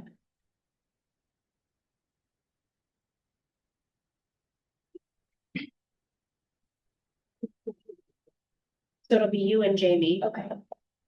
She's well versed in negotiations and the fast you can answer questions about process. You've got Bill always. And then we do have legal counsel that you can. Okay. We're well supported by legal counsel. I'm not sure about past negotiations, but we were certainly well supported this. Okay.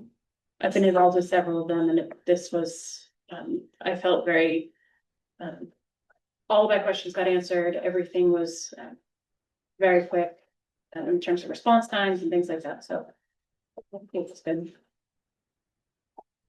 And I'm sorry, did we have somebody who was interested in being the representative to the budget committee? Did you I get- thought that was Steve Barone. No. No, Krista said she would do it. I didn't know if things had changed after we went back and discussed all of the individual committees, if that was still your intent. Oh, yeah, unless somebody else wants it. So, Chris, what, have you, I'm waiting for the new business. The facilities committee and all the other things that hopefully are I available. think we will all be involved with that one. we'll all be involved with With that. the facilities, is that gonna be a standalone now? Well, right now, we need people on these committees, so. So all we really have is Somebody for the PD committee. professional development. Fine, PD, Thank you. I get to add all that stuff. Oh. Just trying to add some. flavor to Levity. This group. All right, thank you very much. We've got all that information. Fantastic. And our next order of business is the state police MOU update. You want to give that? Can give a quick update. Historically, we have worked with the town of Langdon, the state police MOU. We don't have a SRO officer. We use the state police to provide security services. SRO, school resource officer. Sorry. Security services here at the high school. Langdon had reached out. They we're hoping to not be that middleman between the school district and the state police. After some time, our legal counsel and the state police legal counsel tried to come to some sort of an agreement, and weren't able to do that. And so, we have reached out to the town of Langdon to continue that relationship. They're actually meeting this evening and gonna discuss it during their select board meeting. And so I will bring back more information once we hear. So that's where we are. Right now, we do have an MOU in place until the end of June, so we're covered for the rest of the school year. So it's just an update. Will you bring that back to us based on their information for our next meeting? Is, if this doesn't work out, We'll have to. we have the option of going to a SRO? The town of Langdon doesn't have a police department. And Or so I don't know what. private. What's that? We have documentation from 9 years ago, I probably still have copies somewhere, that you can contract with a private contractor. That was legal 9 years ago. If the town of Langdon doesn't have a police department in place. We can look at other options. I'm not sure what the laws are now, but we certainly can explore other things. Should we need to. All right, are there any other questions regarding the MOU? Seeing none, we will move to new business. All right, we do have a financial report from Lori, who's in your packet. Excuse me, I add notes to the financial report, and hopefully you've had an opportunity to review it. And if you have additional questions, I'd be happy to entertain them. I did want to, excuse me, highlight, there were a couple of things.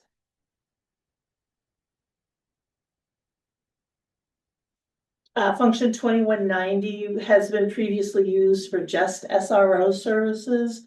However, we had some unanticipated 504 related costs. And so I reached out to the state just to get some guidance as to where would be best placed in the chart of accounts. And they said that I should put it under 2190 as well, as it's the category is the category is other student support services. We had renamed it and for SRO purposes, so that I've renamed it back to other student support services. This is an alignment with the state chart of accounts and recommendations. So it includes 504 costs in there now as well. And not just the SRO costs. Then another thing was that we have a Vilas trust that we have historically received interest from, and it's to be used towards maintenance of what was the Vilas High School. And so that in the budget process is factored in as income for Alstead. And so that's in the budget. We were investigating as to, you know, what's going on. Did they change payments from twice a year or what was going on? They wrote the checks and sent them to Alstead, and the Alstead trustees didn't know what to do with them. We've been in communication. They gave us the checks, but they're all made out to the town of Alstead. So we're working with the trustee to get the checks corrected. So there's no income in here showing at this time, but we expect that to come in. What is that amount? I think we have a budgeted for about 30,000, but that varies depending upon the value of their investments, so. And another thing that I wanted to highlight just for the new people's benefit, maybe it's everybody, I don't know. The statewide education property tax is passed through to the school district from the towns. It's part of their monthly assessment that they send to us. Part of it's the local tax, part of it's the state tax. What we've been doing historically is adjusting that at the end of the year. So we collect the money each month and it's showing up in the assessment line. And then at the end of the year, we'll make the adjustment to properly allocate it between SWEPT and the local tax assessment. So that line, although it looks like there's no income, it is coming in. We do anticipate all of it. There's not gonna be a problem with that. It's just, it will be an adjustment later. So magically appear in June. For our function 4,000 capital improvements, I added a note there that we've adjusted costs to adjusted some numbers to reflect actual costs for projects that have been completed. We have also paused with architect services for Walpole and the high school. The high school, we had been given authorization to spend $10,000 to update the plans for secure entrance and to look at the auditorium and everything, and the quote came in at 70,000. So Just for the plan? just to review and update the plan, so that's on hold.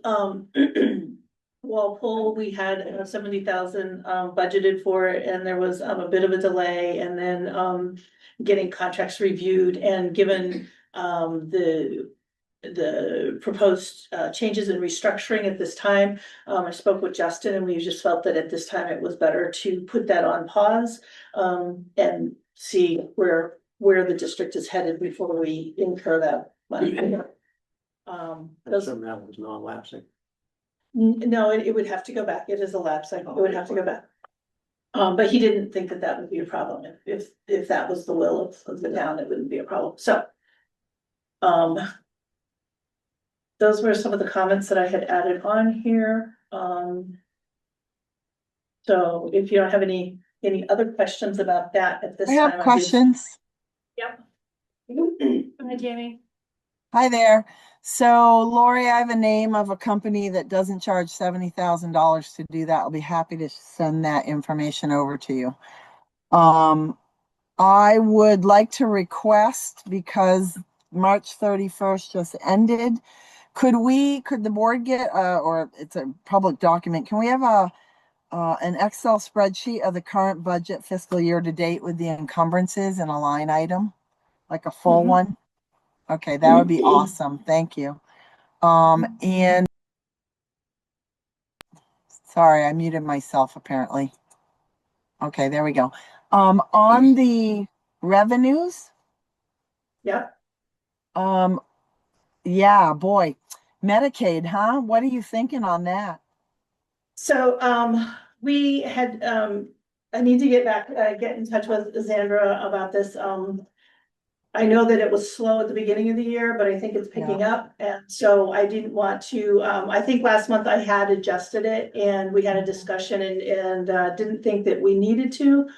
So I removed the adjustment out of that, and I will revisit that with Zandra so we can watch that and adjust if necessary. Yeah, I know it's difficult. Thank you. Yeah, I would just say to Jamie that it's just becoming more and more difficult. The state, I think the federal government is making it more difficult, and the states are making it more difficult to get funding for students with disabilities through Medicaid. So. Are we prepared for next year's change? As prepared as anybody can be. Yeah. So I'm attending all of the trainings or admin assistant as, so it's as prepared as any of us are gonna be. Yes. And is Lori going to any of those? And do you guys, do we use MSB? No, we use Relay. You use Relay. Because MSB is gonna be doing a training in May about what the changes are, how the changes are and how they're going to be working with us and stuff, so. Yeah. I don't know if Relay's doing that too, but. They are, and we've been attending the state trainings. Yeah, I've been doing the state trainings too, haven't gotten much out of it. Do you want to give us a quick rundown of what changes we're talking about? The changes, what we've done. Is it okay for me to? Yeah, I want. Great. Tell me if you disagree with what I say. Just because I don't know. Yeah, Any if of us everybody know. knows what's going on. What we've been doing, what historically how New Hampshire has done Medicaid reimbursement is a kind of a fee for service. So you have a student who qualifies for Medicaid, they have a Medicaid eligible service. And then you keep track of what the service is, what was done during that time that is sent into to Medicaid reimbursement. And then at some point, they send you money for the Medicaid reimbursement. You don't say that a student receives services this month, and I don't have the log ready when I send in my logs. I can send in that log later. It doesn't have to be right away, but those logs go in. They're processed, oftentimes through a billing service. And then that billing service sends it on to they go through it, they make sure everything's the way it's supposed to be, they send it into Medicaid, and then Medicaid sends a check. How they're changing it is going to be. It's very confusing to me. We have to make a estimate of what our Medicaid expenses are going to be for the year. And then we say, okay, this is what we're going to be spending on Medicaid services for the next fiscal year. We give that budget into Medicaid. They give us money. We're gonna be doing a time study, so. There has to be time studies that are done, yeah. And then I don't really think we receive them, we receive half of the money at the end of the first year. So we don't get it sporadically throughout the year. It comes like in a chunk. We get half of that money at the end of the first year of that time. And then after that, you get that half of the second half of that plus half of the next year. So that first year you get a reduction, but then after that, it's supposedly it's more. But it involves more work on the district's part because time studies have to be done by all of the staff that are involved in it. And but you don't have to do the chart by chart by chart, so. So there's. Is that about right? Sure. Yeah.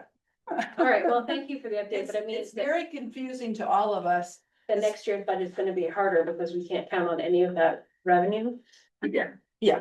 Okay, Correct. Chris? Yeah, Laura, can I recommend that you send your information to the budget committee as well? They have a meeting, I think, coming up fairly soon. Wednesday, right? Yeah, Wednesday. This Wednesday. Okay, thank you for that. Are there any other questions? I have one quick question. The need for an update on the security plans here, at the entrance, right? Why is there a need for an update? So we don't have, so the secure entrance is by posting somebody at the door to stop someone, and it's not. Currently. Yeah, currently, Yes, that's what we do. So we just wanted to see what a secure entrance would look like, where we wouldn't have to hire somebody to sit at the door. So that was voted on as part of, with, a warrant article last year. Right, I thought, Yeah. but we were already going forward with the plan to look at that. So We received a quote for $70,000 for a $10,000 item that was approved. Right. So we didn't pursue that. okay, I understand now. So there was never moving. We're not moving towards the forward with plan. that at this point in time. Okay. So, but again, with the district planning conversation that we're gonna have, what does that look like for the future? You know, what do we need to do? Thank you. And the reason the person that we obtained the quote from was the architect that had done the drawings previously, so that's why Bill didn't think that it's gonna do that. Hold on, we have one more question. Well, on the financial report, right? I don't know if this is a financial report, but it doesn't fit it anywhere else. Just looking back to this document from last month. Mhm. The bottom line was 658, we needed 555, so we had 100 to work with. But we tabled the motion on Sarah Porter, which was almost 200. Aren't we short 100,000? No, we are not. Because We tabled the motion for the Sarah Porter impact, there was one position at 97,000. oh, counselors, Yeah, well, no, it wasn't the council, there was a teacher position at 97,000. so I'm saying the So- counselors coming out the door. Yes, yes. That So I have additional information for the financial report that just isn't in the financial statement. Okay, does anybody have any other questions regarding the statement? Amy, Adam, okay, go ahead. Okay, so we have had a school crossing beacon that was involved in an accident and taken out, over a year ago now. Yeah. And they are working on it. We have a, cement, support that's actually in the ground now. The vendor's been out or the state has been out and done some, done their work. So we are moving. There's progress being made. It's just painfully slow. So I just wanted to let you know. road, right? It's a state road. State It road. involved this town, it involved the state, and then we had to wait for the frost to disappear and the beacon has to be programmed for the specific location. And so it's just, it was a learning experience. It's on Mechanic Street by the general store, just as you're entering the school zone. Yeah, which is 123. They were accommodating, the town was with the trailer temporarily, but their trailer Did they is take it out away? of commission, it's Okay. broken. Okay. Yeah, we were trying to be creative and come up with different things. So last year, so every year when we, renew our, food service management company contract, we have to go through a process, and actually we have to do this with or without a food service management company. We have to go through a process and analysis of our meal prices, and the government requires that you meet a certain threshold, and the minimum increase is 10 cents. So when we did this study last year, we were looking at an 85-cent increase that was needed to put us within the framework. We went with the 25 cents per lunch. And this year we are wanting to recommend the minimum 10-cent increase at this time, again, just for the lunch meals. I want to have a conversation regarding breakfast before we consider any increases for breakfast. So I'm gonna need a vote on that at some point. Then the budget included 4 new buses. Hold on, can we take up lunch and getting your motion Okay. before we move on? Okay. Does anybody have any questions about why we have to do so? What's the proposed price for next year? Oh dear. It's a 10-cent It increase. sounds but like 335. I think so, yeah. I mean, we have to, at a minimum, we have to increase it by 10 cents. That's not optional. We could increase it by more. Good. My recommendation is the 10 cents at this time. Now, last year we were told that we needed to be at 385 in order to cover our costs. Is that what I understood? I think so, yeah. And so we went to 325 and then. do we know what it would take this year to cover our costs? No, because they issue that tool later. Okay. But we need to have this information to the state already. So that they can go through the review process, so we can get it approved and renewed. So we're working off of last year's data. Okay, is this something that we get an opportunity to change twice in a year, or will we be looking at this again next March, April? If the board so desires, we could review it again and change it again. We need to get a budget into the state at this time, so and our contract is based on that budget, and the budget is based on the pricing, so. Okay. But I think that if you really want to, we could do it twice a year. I have a question. Okay, go ahead, Jamie. So Lori, we use Abbey Group, right? Or we did. Now they've been bought out by Whitson's. Yeah. Did they send you in for your application more than one budget projection, like a budget projection flat and a budget projection with price increase? Yes, they sent us something with a budget projection of 25-cent increase for breakfast and for lunch, and a flat. How close did the one with the 25, do you know how close that got us with their projection? I did not. Okay. I've delegated food to Scott, so I have not looked at that closely. Okay. So are we concerned that a 25% increase, a 25-cent increase would negatively impact participation? Yes. Okay. All right. Thank you. Specifically for breakfast. Okay. I'd be curious to know what those numbers were, but I understand the concern. It's a balance. I get it. Thank you. When was the increase from $3 to $3.25 the preceding year? It was the beginning of this year. Okay, beginning of this year. This First, July yes, first. for the current So- school year that we are in, it went up. And we're asking for an additional 10 cents for next school year. But have we tested that price sensitivity? I mean, I understand the concept, you raise the price too high, you lose volume, you get nowhere. Mhm. But have we tested that price sensitivity to see if we got nowhere at 3 1/4, if you will? No. Not in the way that you're asking, but I'm telling you that we can have a subsidized food program and raise the price by 10 cents, or we can leave it static and have problems. I just know we unfortunately had to cut $555,000. So are you thinking maybe we go to another 25-cent increase? Well, it's a long time ago, but I remember going from $2 to $3, which everybody went, oh. But it did actually produce positive revenue. Even going from $2 to $3. So collections are an issue right now, and we will be bringing a report to you next board meeting or within the next month. I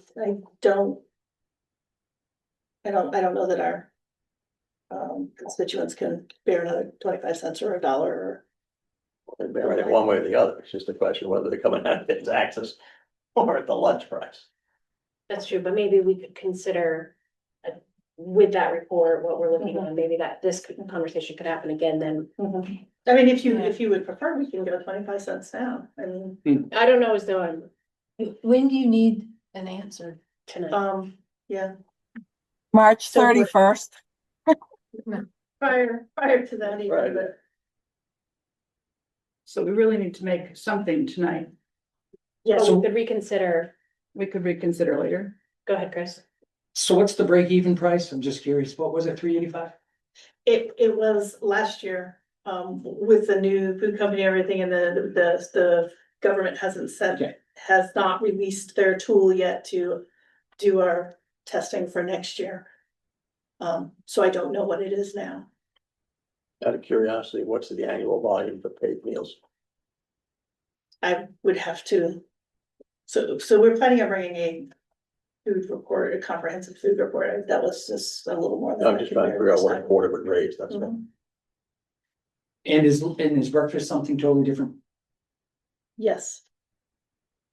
Actually, we're providing breakfast at this time, but we get reimbursed.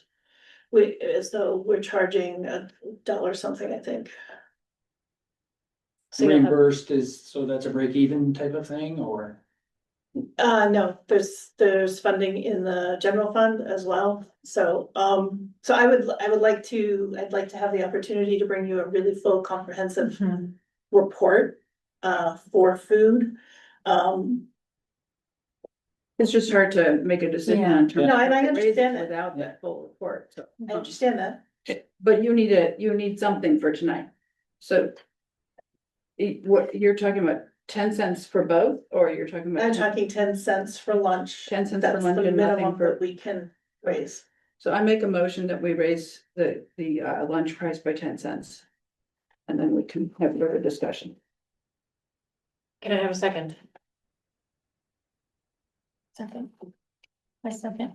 You say loud enough for me to hear you? Second, we have to raise it by 10 cents, like that's we have to, so we might as well go ahead and just get it out of the way. Okay, thank you for the second. Is there any other discussion of? When will this take place? Yeah, I have another question. Okay, well, yeah, we need a motion. We need a motion to be able to really discuss it. July? She made a motion, it was seconded. Right. Yes, we're discussing. Hold on. So now. I don't think you can change it after that application goes into the state and it's been approved. Can you, Lori? I thought we were told we could, but I will verify that. Okay. We'll just go back to them and we'll have all of this and have the discussion at the next meeting. Did you have a question, Chris? I still want to understand when it goes into effect. This is for the upcoming school year, so it would Okay. take effect in August.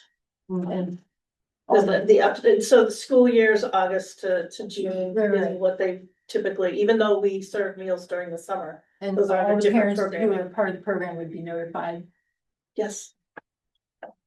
They all receive a letter at the beginning of each school year that outlines the pricing, that outlines the process for complaints, filing complaints if they have complaints, for filing a free and reduced application, and who their point of contacts are. So there's a comprehensive letter that goes out to each and every parent multiple times over usually. Go ahead. Well, no, let her finish her thought, I'm sorry. Do not, okay. Question. Hold on, Chris. Oh, Please, Laura. Given that children on free and reduced are not impacted by this, correct? No, they're Okay. not. No. Okay, and given that we went about 20 years from roughly 2005 to 2025 without any increase. And then we did increase it a quarter this year. I mean, I'm not suggesting we go right to 385, but I think 350 is in order. And that's a long 20 years. What were we thinking? Go ahead, Chris. I concur with Steve's, sentiment. We're just watching us cut $555,000. And we're trying to subsidize the price of lunch for people who are not on free and reduced lunch. And I know that the report that will be coming next month or next meeting, I'm not sure which, they'll show that we have a pretty significant debt for students who we're not going to not feed students. And so there is a lot to be said there. And so it's a pretty deep discussion that we're going to be having, I think, in a few weeks about what we're going to do about that and how to go about it. My question is, if we make this increase and the notice goes out, is there a way to get more participation in people filling out free and reduced forms? Is that still a struggle? I know. So it's always a struggle. That's gonna be part of our collection process, is to encourage them to complete the forms. Anytime that we have communication with parent, we're encouraging that. I know that the counselors at schools encourage it and facilitate it.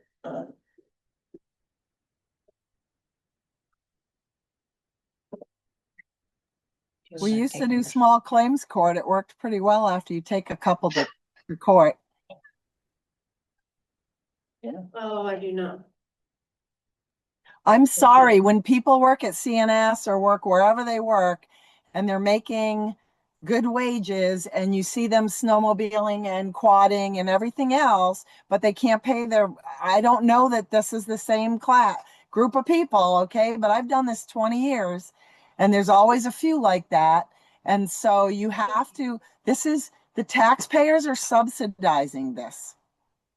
And if you are trying to give them every opportunity, assuming we are, with letters to say, come make a payment plan, $5, whatever it is, right? If you are bending over backwards trying to help people get their bills caught up and they're not filling out a form so that you can verify it, okay, and B, you know they have disposable income that's going to other things other than taking care of their children's needs, then I'm sorry, that's the route that you take. Great. Thank you. And So there the is, option of bragging, if you can bring it on luncheon, right? So, absolutely. okay. There is a motion on the table.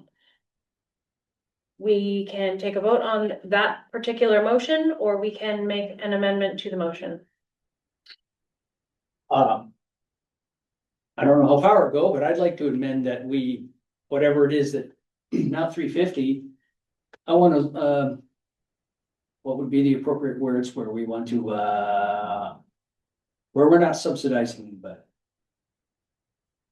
We don't know that. We don't know that number and we have Because no way we of don't know knowing the that. sensitivity of a price increase. So currently lunch is $3.25 for elementary and $3.50 for high school. Oh, it's differentiated. Yeah, Okay. yeah. So am I understanding that we want to increase the price for everyone to cover the people that aren't paying? No. No, No. We have to increase the price for everyone, but it's not just to cover those. Okay, so we have to anyway, For the program to. but to keep it solvent, we were gonna, okay, I got you. Gotcha. So.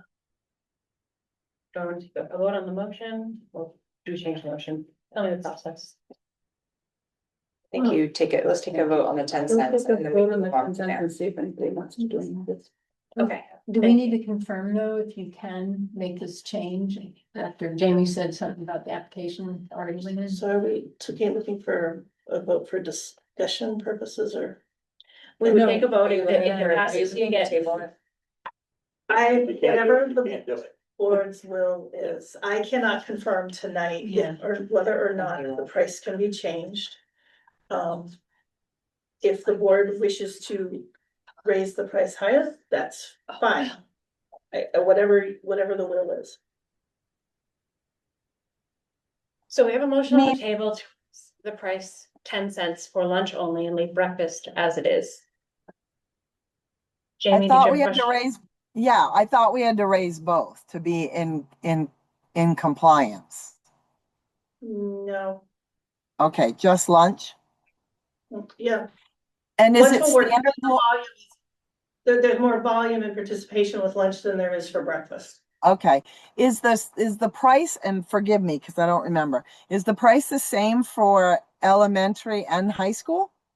No, elementary is $3.25 and high school is $3.50.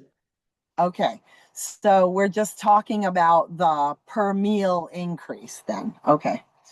Correct. Okay. Yeah, geez, I wish I knew more about NSLP. I haven't participated in 9 years. So are we voting on this, or may I suggest an amendment to the motion? I think, You can. do you want to remove your motion? Well, she can suggest an amendment if she wants to. I mean, Okay, I can Because either we're- remove it or amend it. right, so we're at 325 and 350. Okay, so I would like to amend the motion that we go up. Let's split the difference. Let's go up 15 cents for the lunch pricing. That would bring it to 340 and 365. And when I look at the state of New Hampshire's numbers right now, wait here, typical lunch prices for 24-25, middle school, this is 24-25, and I'm sure everybody had to go up. I think middle school was running around 3 and high schools were running around 325. So I do believe that's what we matched last year when we went to Yeah. 325 and 50. I think it went up, Alyssa, for 25-26. I think you're right. So that would be my amendment, that we go up on the meal prices for elementary and high school by 15 cents on the lunch price.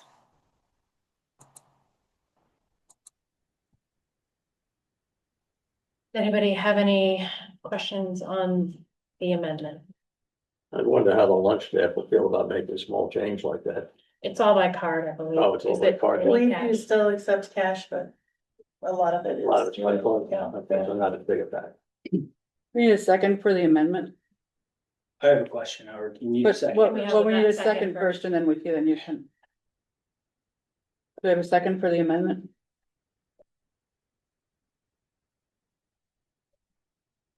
Seeing, what's that? So that Do you want to second the amendment? I will second the amendment for discussion. Thank you, Sarah. Okay, you had a You question. can all vote no. Yeah, so as a rep from Charlestown, when there's an underrun or, right, a subsidy, how much of this, Fall Mountain portion goes to Charlestown? I'm sorry, how much is built into the budget? for- Yeah, how much will Charlestown have to, and taxpayers pick up for the Fall Mountain bill based on the current methods? Is it in a method? So this is in a separate fund. There is a We have 170,000 total that's budgeted in the general fund, that's subsidizing food service. And I don't have that split out specifically as to But it would be a portion what somehow, right? Charlestown's portion of the high school would be 33%, 33.33%. So it's ADM, The high school stuff is, yeah. although So the then- elementary. Wouldn't it be 40? Cause based on the elementary, so it just goes to that town. Right, Yeah. So we elementary, have those Right. specific numbers. yes, just, Okay. That's fine. trying to pull this up. If they're town specific, that's fine.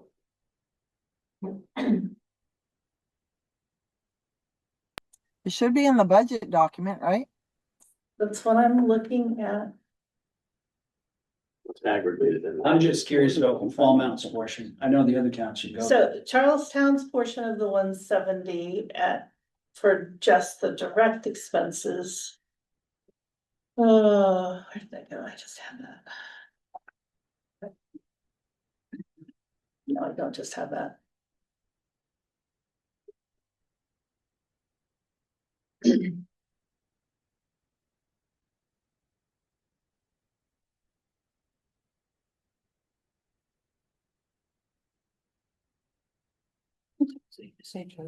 I think it's just a typo, I saw the last name.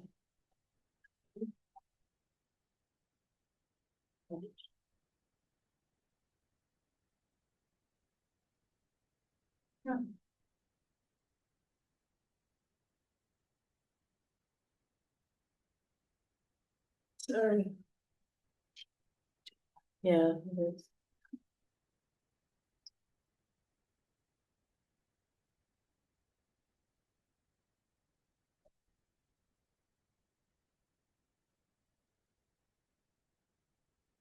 All right, Charlestown for the direct and elementary is 42,650.81. The high school is 47,000, so I'd have to look and see what Charlestown's share would be of that.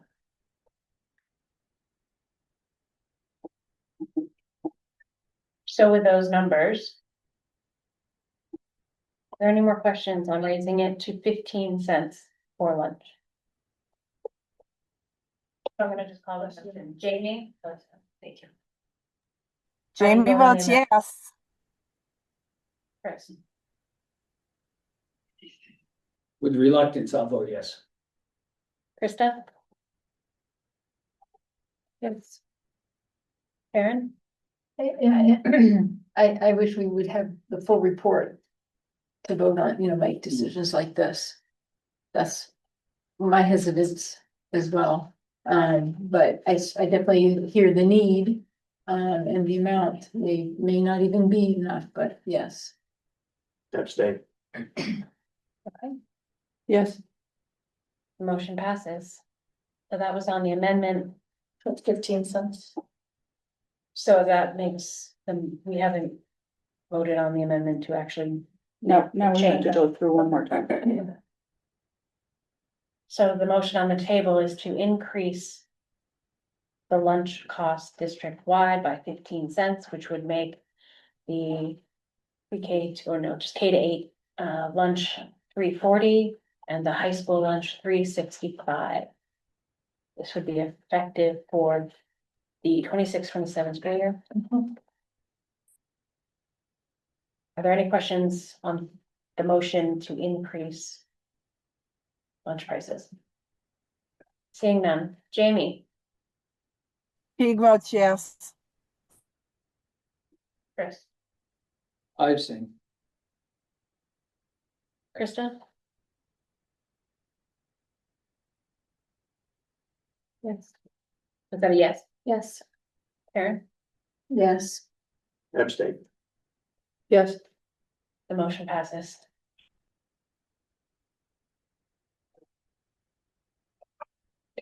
Yes. Now it passes. Okay. So the report will have, I'd also like to, if there's any research on, at the lower grades, how breakfast is going? What are the teachers' comments? I'm just curious. If you could gather that, if that's going well, or is it a? So can you be more Right. specific as to what I'm you're? just curious if there's any, how that breakfast program is going, in a nutshell. Like, do participation rates? Participation, is it being utilized as it should be, or is it a grab and dump? I don't know, I'm curious of all of the variables that one might have if you're looking at a program. You want us, I'm happy to speak to Walpole if you want. By all means. Okay. Do they eat it all there and use a napkin? Justin Castrino, principal of Walpole. It's a very well-used program because we have students that don't necessarily have snacks and everything throughout the day as well, so they'll eat a portion of it in the morning. I do breakfast duty, so they eat a portion of it in the morning and then they carry the rest of it for snack throughout the day, and it's very consistent through all three schools right now. The middle school utilizes it, it's daily with multiple students doing the same thing of using it for snack throughout the day as well. So this is, to me, I feel like that's a very important piece for our students, especially knowing that some of these kiddos don't come to school with. And it's a healthy product. It meets the guidelines for, I'm sure government that, guidelines. I'm sure it does, that's not my question. I think I know, certain meals, yes. which is why I'm like balking at increasing the breakfast. Yeah. I would say certain meals, yes. Not all of them, but there's, Mhm. you know, pastries and stuff like that, but there's also days of, you know, breakfast sandwiches and, you know, pancakes for the kids and stuff like that as well. Okay.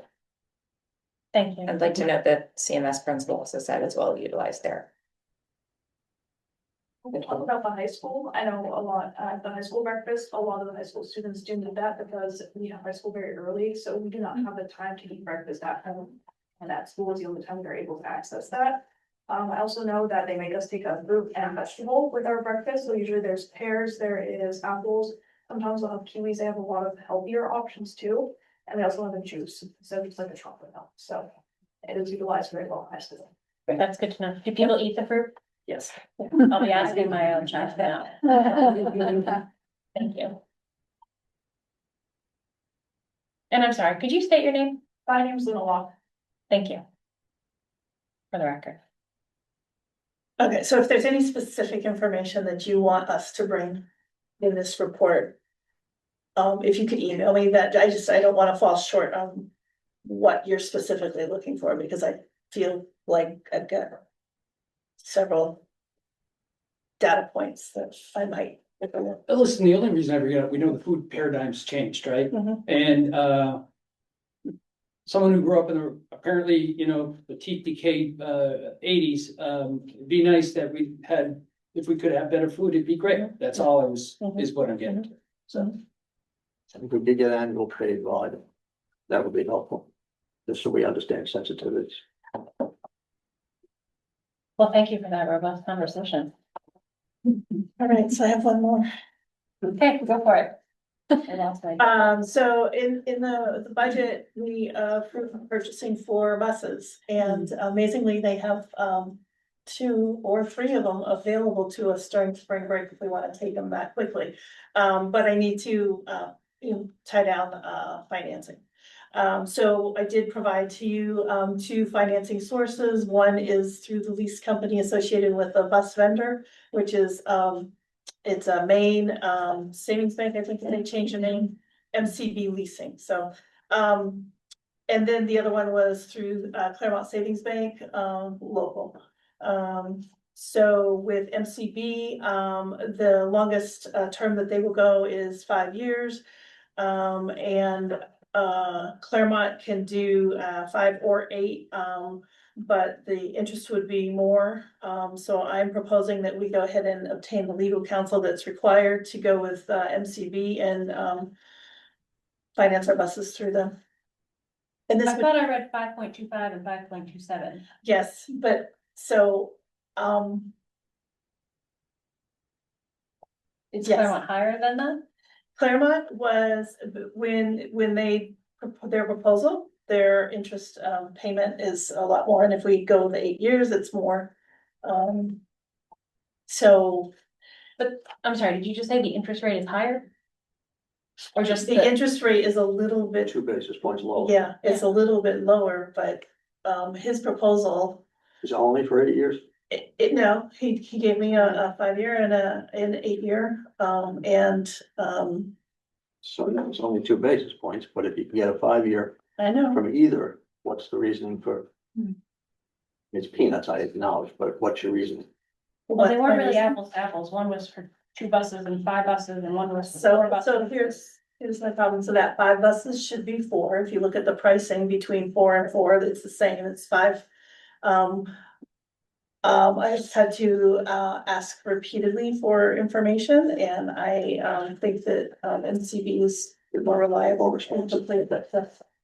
And yeah, they've been more responsive. Claremont does have the financing for, the buses that we have under financing right now. Are buses considered a capital item Mhm. for, not for this go around, but for the future? Can we consider using the capital reserve fund for those? Because we're not earning 5.25% of the capital reserve fund. So when we're earning 3 point something, probably while we're spending 5.25, doesn't seem to make a lot of sense. We don't have a capital reserve. It's only for Balance. buildings or grounds, Not equipment? No, we don't have not anything. that would- equipment. On one hand, I wrote it, on the other hand, I don't remember, it's 30 years ago. Come on, Steve. I'd have to dig that one out. Yeah, we don't have a capital reserve for equipment that would cover it. I'd have to read it. I don't know. I truly don't know. I don't remember. It's just too long ago. We So you need a don't, I motion? remember. Is this an action item? Yes, So, because I would need to enter into an agreement, sign documents, I would need to get a legal opinion with, if we go with the main funding, or I can go back and push Claremont some more to have them fine tune numbers and go local. That's what I was gonna ask, is because you said that they currently have financing for us Mhm. now. How's that relationship been? It's been fine. Then I would say go back to them and push Okay. for their best Okay. offer. Okay. That's Can I just ask me. a question? yes, please. So Claremont is 2 basis points lower than Maine, and Claremont Mhm. doesn't require legal opinion? No, So that's cheaper already, because legal opinion's gonna cost you $2,000. So my other question is this, because I read through it, but I'm not sure that I saw, is there, I want to be sure that there's no prepayment penalties. I know there isn't with Maine, and I will double check with Claremont. I don't think that they've had that previously. I saw there's a So- municipal. That's good. Right, but that's an out clause. That's a savings clause. I'm talking about a prepayment penalty, where if we have a ton of surplus, we can pay the loan off early.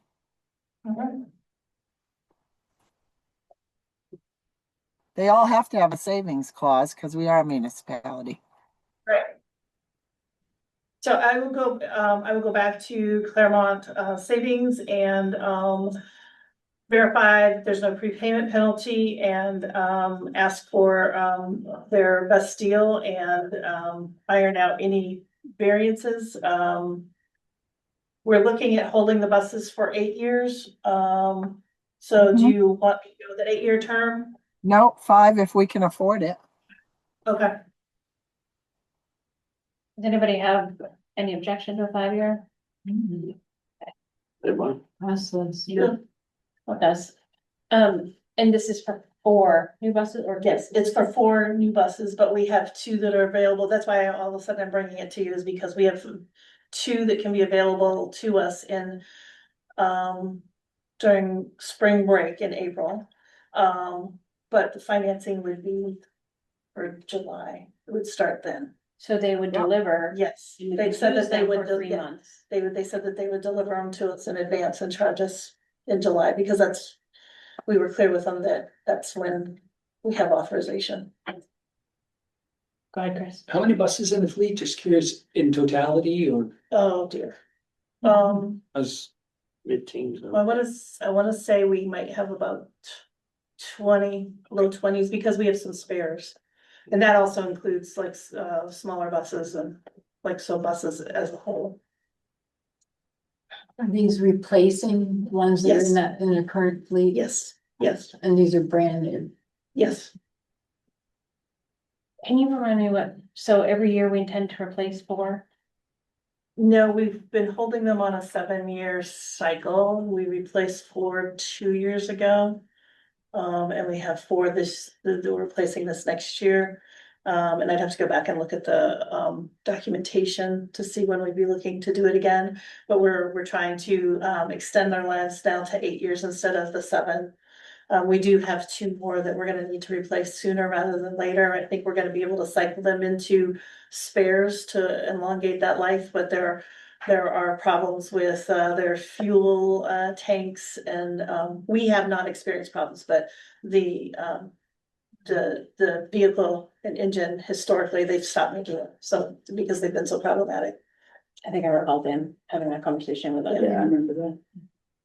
Okay, so Do we- if we're looking this year, how many are we looking for next year, or is next year the space? This is part of the next year, so for 27, 28, I haven't looked that far in advance. Okay, go ahead, Jamie. So are we maintaining a schedule that shows us the out years, and is he rotating them over the different routes so that the mileage is kept even throughout the buses? I mean, we used to do that in order So we to do- prolong the life. We do have a schedule. I Okay. don't know if he's rotating the buses between routes. I will verify. Okay, thank you. Could you, no rush, but could you give me a copy of the existing capital reserve fund language, just so we know what's in there for sure, because I don't remember, and assuming it's not broad enough, I'll go with Jamie here and assume it's not broad enough to cover this, we should think about another capital reserve fund to cover buses in the future. So which capital No, it's, reserve fund are you want? I mean, like all of them, or, 'cause I mean, like, we have a summary document that I think we gave to the budget committee that I can pull up to share with you. But we've capital reserve accounts by communities. We have one for the high school, we have one for special ed, we have one for the health, we have one for district owned facilities. Buildings. Yeah, buildings, the central office and transportation maintenance building. they're probably all the same in terms of language, what it means. what Yes, they capital- are. You wrote them. Yeah, I wrote them, it's just 30 years ago, I don't remember. No, it wasn't that long ago, because I was there when you wrote them. They're all Wow. very specific. I will provide the language, but they are all very specific. I don't have anything that's broad category for Right. district needs. Well, let's assume We've that, looked at that before. let's assume it's too narrow for sake of argument. Should we look at creating ones for buses? It's just so Why would- short-sighted on the part of the public. I mean, they cut, what, $500,000 this year, because they didn't want to put money away? Mhm. And now they're gonna spend 5.75% rather, in interest. While money is sitting in something, I don't know what the trustees are earning, but I know it's not that much. So, that's very short-sighted. Well, can I ask you a question then? Why would we start a new fund to keep taxpayer money at 3%? Instead of letting them keep it? Well, first And of all, They're gonna budgeting pay for, 5 for a loan. they're gonna pay 5.25 for a loan. I get that, but if we're gonna hold $25,000 a year from taxpayers and let it sit and earn 3%, isn't it better to just know exactly what we're going to spend it on and budget for that and do it so that we're not keeping the taxpayers' money Well, yeah, if you wanna put it in your from budget, them? if you wanna put it in your budget as a recurring item, yes. And that's actually how we set things up. We have a system to replace buses on a schedule. We know that it's a pretty consistent. But we're borrowing money to do it. Right. We are, I was talking about having it in the budget without borrowing money to do it. but how are you gonna put that in the budget without taking it from the taxpayers ahead of time? So essentially, it's taking the taxpayers' dollars and we sit on it instead of them having it. No, I'm saying, You raise it in the budget and spend it immediately on the buses without a loan. At all. The taxpayers are not really liking trust funds right now. Okay. So conversely, you could simply put in the budget that you need $200,000 for buses and just pay the bill. Which Right. is Right. That's what what I'm. That thinking. creates a tax cliff. I understand. Yeah. Okay, I do not like capital reserve funds because I don't like keeping the taxpayers' money and sitting on it. I want to have a Right. purpose for it. But Alyssa, when you're running a budget, right, a fiscal budget for school districts with so many needs, creating tax cliffs are not popular either. Which we've already created because everybody voted no, and they're going to send all the surplus back, and then they're going to have a tax cliff the next year. Bubble, absolutely. But it is something we could start incorporating slowly. I think. Go ahead, Krista. Didn't they also vote no not to put any money in the existing capital reserves? So I feel like they're probably not gonna Correct. like to do that. So at this Correct. point, the reserved question is moot. Yeah, I think we can move it. Right. Perfect. Thank you. So when do you need to know? I will come back with additional information. That gives you enough time? If it doesn't, I'll make a motion right now. I'll make a motion that we go with Claremont Savings Bank because they have a lower rate. And our purchasing policy says we buy local whenever things are equal. And as long as they'll give us a no prepayment penalty on the note, that we use them. And we allow the business administrator to work out the documents with them. I second. And sign, like enter in and sign. Sure. You still second with that caveat that she can sign? I second. She Perfect. Any doesn't live discussion? that far away. Seeing none. Jamie, Jamie votes yes. Just vote yes. Krista, Krista votes yes. Aaron, yes. Steve, yes. Sarah, yes. Alyssa, yes. Thank you for getting the vote from the local bank. Do you have anything else under your report? I have an MS-22 for you to sign. So I can get that submitted to the state. And it I is make a without. motion, we sign the MS-22 as presented. Second. Perfect. Jamie, Sorry, I muted myself. Jamie votes yes. Thank you, Just Lori. yes. Krista, yes. Aaron, yes. Yes. Sorry. Yes. perfect. I will. You can start signing. All right, with the financial report completed, that was a lot, Lori, so thank you. Appreciate that. Well, we dealt with the meal price as part of the financial report, so I will take a motion to approve the personnel report. So, perfect. Any questions or concerns on the personnel report? Small, short. It did get updated. Okay. Jamie, how do you vote? I vote yes with thanks to the person who is retiring. The name escapes me, but I believe they've been with us a while. Chris? Chris votes yes. Krista votes yes. Aaron, yes. Steve, yes. Sarah, yes. Fantastic, thank you. May I have a motion to approve the 26-27 teacher contract recommendations? There's a long list. So moved. Can I have a second? A second. All right. Any questions or concerns with the list? Chris, we will ask you to recuse yourself from this vote, seeing as how you have a direct connection. Okay, Jamie? Jamie votes yes. Kristen? Krista votes yes. Aaron, yes. Steve, yes. Sarah, yes. All right, fantastic. Thank you. I know that was also a lot of work to get all of those contracts done, so much appreciation. We have an overnight request for a senior trip to go whitewater rafting. I didn't get anything that cool. So I'm a little excited for them. Can I have a motion to approve that request? So moved. And a second? Any questions? Yeah, Okay, a little more detail. I know we're approving it. Are we providing insurance? What's the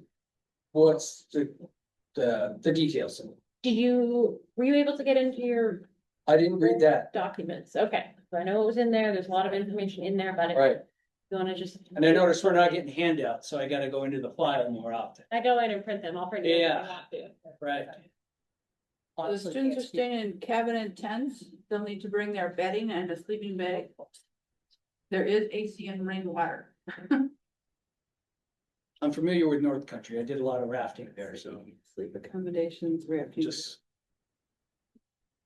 This trip is to celebrate the graduation of the class. Let's see, location, North Who Country are we River- paying? What's the company that we're paying? North Country Rivers. Okay, all right, got it. Sorry, I just saw that, Sarah. Yeah. I'd like to see the contract that we're signing for this. yeah. It doesn't say on here whether about insurance. Yeah, I'd love to see the contract, assuming if our business administrator or assistant superintendent has not seen that contract, I'm sure we're signing one or have to sign one. I'd be, as a former BA at a bigger school that wanted to do this, I'd be concerned about the wording for liability in the contract. Only from experience, I know you have to sign waivers to go with those, to go on those trips. Everybody signs a waiver, so yeah. They do have two people going that are first aid CPR trained. Right. What river is it? Next meeting. Androscoggin, Kennebec, Not yet. or the Penobscot? No, Kennebec. Kennebec here. that gets Kennebec? into it, so. So they'll be going through the neutral. So, I think that's where they got thrown out for the one time. pretty safe. so I can withdraw my motion and say that we can table it. So Yeah, You can table it. Oh, wait, I would recommend tabling it for right now For the next meeting. until our next meeting and let us do some research. that would be good. Yeah. Thank you. Thank you for the question. So the motion is withdrawn, the second is withdrawn. All right, thank you. We already went through the bus financing approval. And so we are to district planning committee. This committee is obviously pretty significant. We have work essentially at a tipping point where we have a lot of things to look at, to determine where we want to go forward, how we want to go forward, how we're going to work with each other and relate to each other. I'm gonna have Chris speak about someone that he had a discussion with about leading this committee. It's a lot more in-depth than kind of had initially thought, just doing a 195-16A study discussion and bringing it forward. So as we get deeper into it, it gets bigger. So I guess Alyssa alluded to, this is a tipping point. There's a lot on our plates as we continue to move forward and look at what is the district gonna look like at 5, 10, 15 years from now. And those discussions need to be had in meaningful conversation, not only with the school board, but also the community at large and including our students too. So there are multiple stakeholders that need to be engaged in these conversations. We discussed recently the Articles of Agreement as part of this. We also discussed funding formulas. I would like to see eventually, like, what are we gonna be known for within this district? What is our objectives as we continue to move forward? Are we gonna be a CTE school? Are we going to be looking at math and science? Are we going, like, what does it look like as we continue as students enter into the workforce? What are we gonna be known for? And then also consolidation has been a discussion and factors that need to be considered as we continue to move forward. So in speaking with other superintendents around the state, there is a organization out of Maine that does do a very hybrid version of a strategic plan. You can customize it however you would like. I view this more as a facilitator / communicator than a strategic plan. In the sense that they would be able to not only bring us questions, but be able to engage in those conversations within the community and really be able to build what each town and what our district is gonna look like as we continue to move forward. And it gives us the opportunity as board members and administration to be part of those conversations instead of just leading those conversations. So that is an area that I have reached out to get a little bit more information. I've already made contact with somebody that I've gotten actually 3 different positive reviews back. One from Rob Millay and Key, who is currently using this organization, School Partnerships out of Maine. I have put them in contact with Alyssa and Sarah as the chairs for next steps. But I wanted to present that to all of you as an area that may be able to benefit us and be able to tailor to exactly what we need. Cost? Costs associated with it, as we can tailor it to exactly what we need, it would be associated by days. So per day would be a cost. On average, a strategic plan go up to $100,000.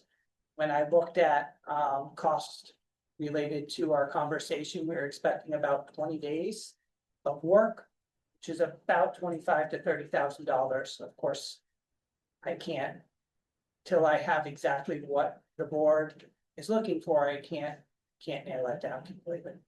But on average, that is approximately how much it would be for 20 days of service through this. My question will be, how much for Charlestown?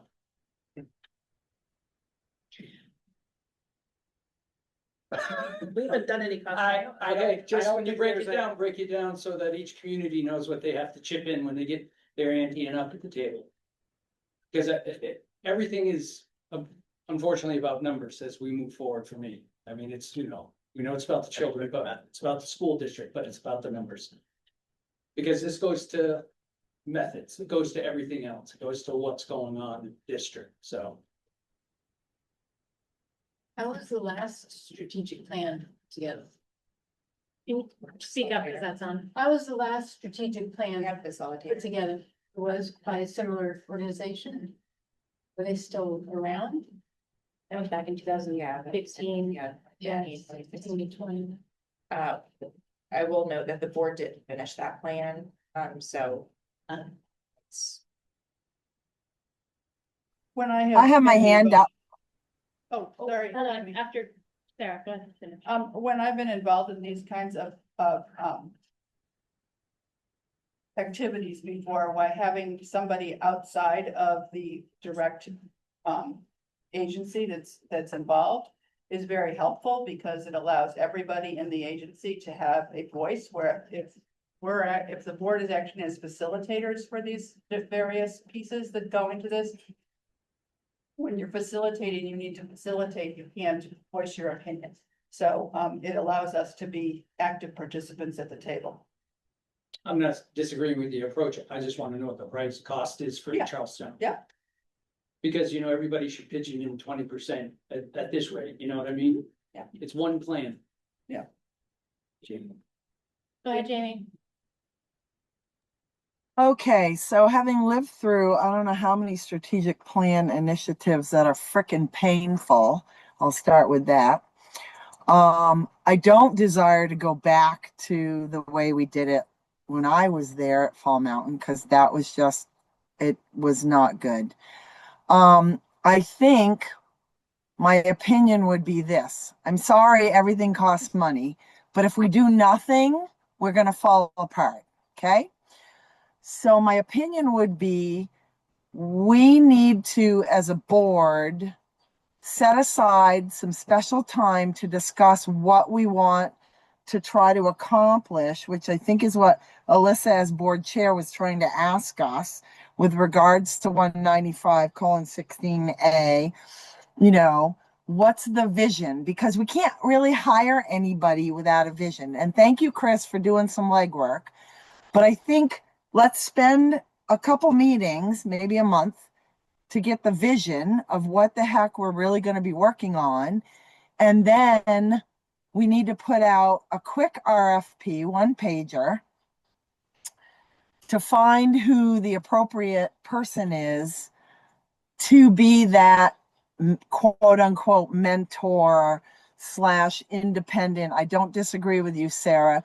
You need an independent professional, and Chris, to guide you through these kinds of processes, because a lot of it's going to be raw, right? And I'm not speaking as a Walpole rep. I am an at-large rep, and you have seen me vote different ways because I vote at large, right? And so everybody sat me. I think Walpole didn't seat me, okay? So like, I just think that we need to decide the direction of what we really need to work towards in this very short period of time that we're already behind before we can hire somebody to give us the guidance that we need. I hope that makes sense.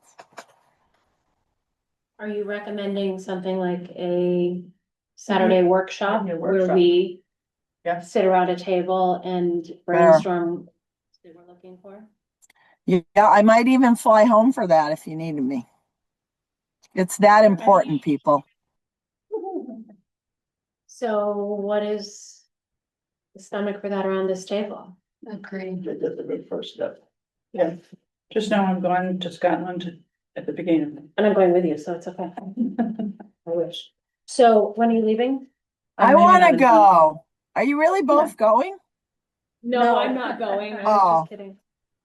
We're leaving on the 25th. And we're back on I think the 11th. Not that long, but we'll be gone for a little bit. Does anybody have a concern with doing this as soon as the 18th? Well, April. Which is before our 20th meeting. That works for me. I can do it. That's a Saturday. That's good. That's okay with me. I will have to Zoom if you do the 18th. I'm sorry. Because That's not a to get a flight without 14-day notice is expensive. But I would Zoom with you. We could do that. Let's do it. Then let's, Yeah, time on that. we want to use the SAU office. Do we want to just 9 o'clock, Start at 9 and go till we're done. go till we're done? Order lunch if we need that much time, we'll figure it out when we're there. Okay, Chicken salad. Bring your own brown bag lunch. I'm okay with that too. Chip in for Perhaps we something. could take up that you ran that. I think that's an excellent idea. Oh, that's a good idea. Mhm. Yeah, because it's already That's 8:10. late, yeah. So we're gonna talk about communications at that meeting too. So to, And facilities? Yeah. yeah, absolutely, because that was, Because it's needs to be a everything. part of this conversation. What is our focus for this committee? Can I broach the recommendations we brought up at the last meeting? I have a couple of questions. regarding- Let's finish this first. Sure. So we're all good to schedule that. Thank you.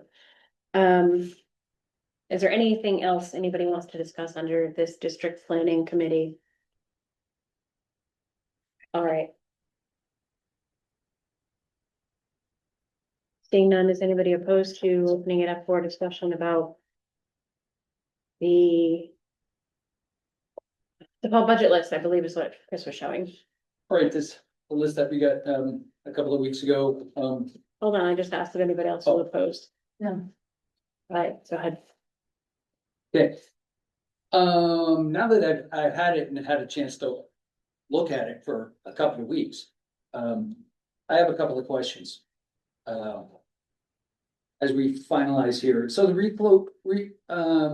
relocating central to north, I think we've to North Walpole. I know we voted in, it sounds like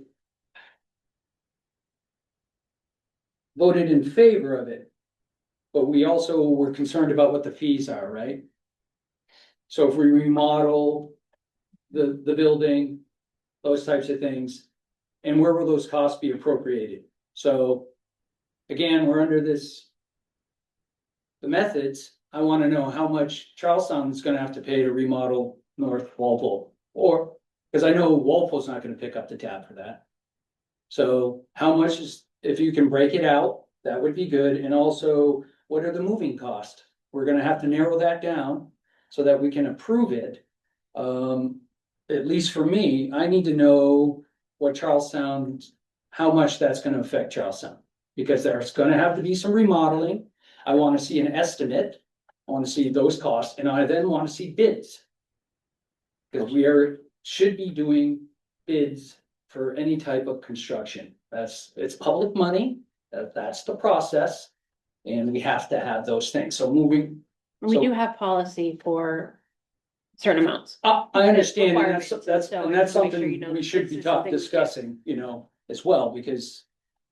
Having anybody to be able to do that type of money that you're talking about. Without bids and without a board approval is. So I would like to see that, because that's, and then when we were talking about the overall reductions. Based on what the voters voted on. Teacher's contract. And voted down the budget. Was there any consideration for reducing administration staff to 0? Because I didn't see it on this. So will admin be getting their raises? I don't think there was anything in this that said they would not. So did the A team or whoever is in it, when you guys were putting this together, did you guys discuss raises for the administration and reducing them to 0, considering that the teachers aren't getting a raise? So I'm wondering how we're gonna be able to lead when the teachers don't get a raise, which did you guys discuss it? I'm asking, did you discuss it, and if not, why? I think from my point of view is we did discuss it previous to the vote. And we did not, we felt leaving it in was appropriate. We did not discuss it after the vote and when we went back to the fall budget. So that is an area that was not brought up in our discussions, and it was left in as a result. And the administration doesn't bargain collectively, so. Correct, it's not a union. Not a union. I have my hand up. Hold on one Okay, moment, Jane. good. Did you want to finish? Well, we're the board, and we can at least emphasize where they might be able to spend the money, right? The board. So in my consideration, I was just wondering if you gave it any consideration, because I know the administration piece is full of facilities, secretaries and principals and superintendents and everybody else, right? You're one big package, because it's not broken out by level, which 4 years ago, I thought that would be nice. Let's break it all out, a little bit, because we know certain subsections more likely to agree on a raise. So I'm just curious, how you felt about being able to lead a school district that the voters voted down the teachers' raises, but you're going to take a raise. I'd like to speak now. Yeah, go ahead, Jamie, please. So it's an interesting question. And I think that's part of why you probably don't vote on union agreements. And we just asked our administrators as a board, you weren't sitting on the board then, okay? But Right. I'm gonna put this out there. We just asked our administrators to pick up more work because we went to a model where the school board voted to not seat a superintendent. And those savings were therefore then passed on because we cut that position out of the budget And we did not extend super huge raises to these administrators who just picked up more work in lieu of a superintendent, okay? Because we are trying a leadership model whereby each one of them has an equal opportunity to sit at a committee, if you will, or a board similar to ours, and make decisions as a collective unit. And so I think their raises are justified in that they are still doing those jobs. As of now, they have not formed a union, and they don't bargain for their raises. Okay, and we do have the latitude to change that as a board. I think the minute that you start attacking non-union workers because other things occur for whatever reason, whether it's the overall dollar amount or the percentage of the dollar amount, or the perception of the public with regards to the warrant article, or whatever reason it is that that article did not pass, those people have the opportunity through collective bargaining, right? And different protections than some of our non-union workers have. So the minute that you start making those unilateral decisions as a school board, be prepared to have another union in your midst, because an administrative union or a non-union, a workers non-union only takes 8 people. And we have way more than 8 people in the non-union realm. Okay, so I just want to share some of what occurred before you came on the board. And I'm sorry that the teachers' agreement didn't pass. I worked on it. We all worked on it. We all support, well, most of us supported it. I believe you voted against it as a budget committee member, myself. I believe you voted no, or maybe you didn't vote at all because you're tied to it. But a lot of the budget committee members voted to not support it. So I am tied. I will say right out front, I have a conflict of interest with the question and the concept, because I have been an administrator in a school district for 19 years, and I know what it takes and how hard these people work. So that's my opinion. Thank you for letting me share it. And I appreciate that you are trying to find savings for our taxpayers. I do. I appreciate your effort. Thank you. Thanks, Jamie. I basically just want to echo what Jamie said, pretty much agree. The only, I believe, positions that can't bargain collectively is the superintendent of schools, the business administrator, and one administrative resource, which I would say is Misty.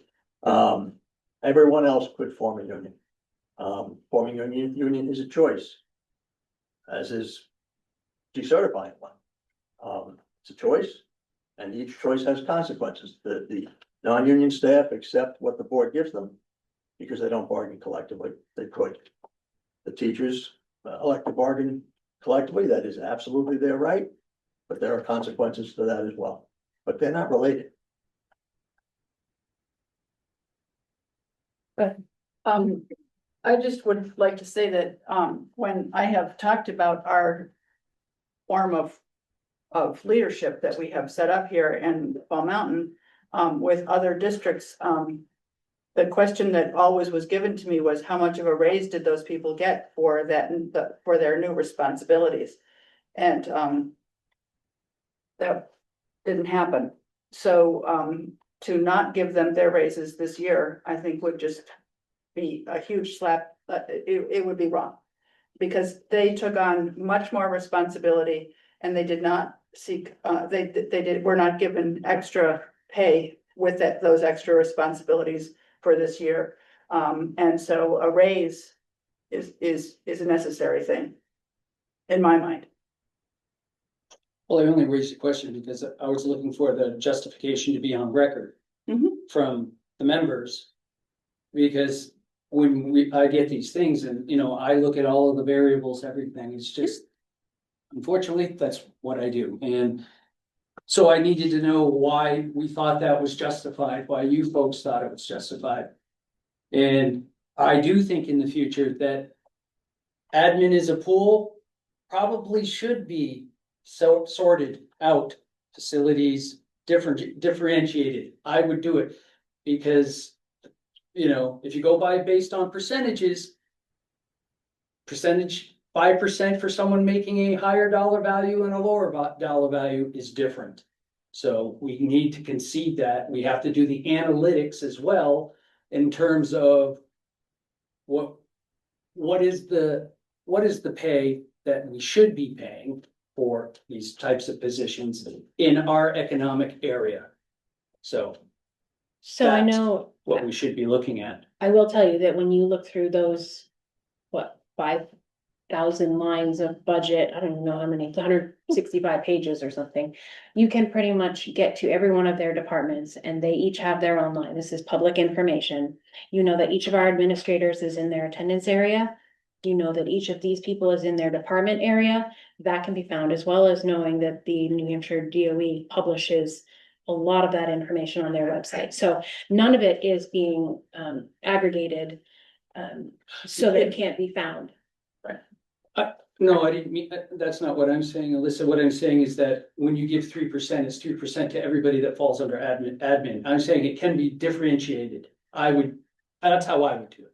So if your facilities, maybe, you know, they need it a bit, they get 3. If you're admin and you're making a good salary, maybe you get 1.5. I'm just saying we should look at things differently moving forward. And it's a good suggestion Right. going into the next budget season, Right. even though we know it's always budget season.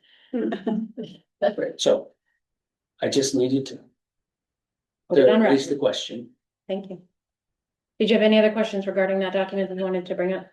I don't, I raised the 2 that I had. Yes. Okay, well, thank you, and thank you for the board for entertaining that question.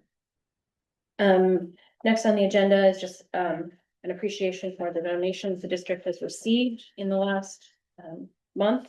It's pretty significant. I know there's a lot of work being done, certainly for sending the kids to Washington DC, so much appreciation to everybody working on all of that. We've already had recognition of visitors and public comment earlier, but now this is the official time. Does anybody here want to speak? Please do. Hi, I'm Jessie Duso, from Langdon. So just a curiosity question, really.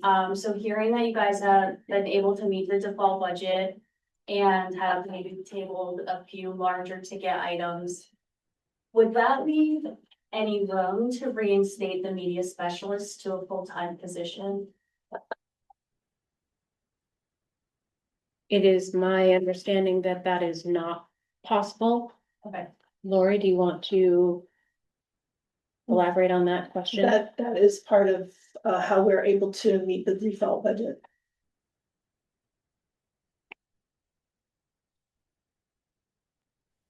I have my hand up. Hold on, we're under public comment, Jamie, I'm sorry. Yep, thank you. I'll wait. Okay. Go ahead. My name is Luna Locke. I'm a junior here at Fall Mountain Regional High School, and I was recently informed of Miss Swift's cut in half of her job. She is my volleyball coach. She is the librarian here. She means a lot to every student. There are some things I'd like to go over, and there are some proposals I have to save money to get her job back. To begin, if we do not buy any more library books for the rest of the year or next year, that will save us $50,000. Right there. It costs about $500 for a 4-pack of printer toner.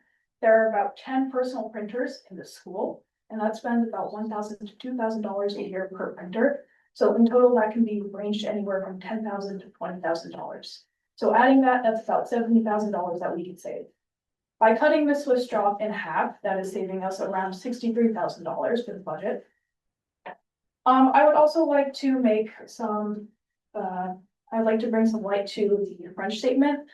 At the last meeting, it was stated there are about 50 students enrolled in the French program per semester and 100 per year.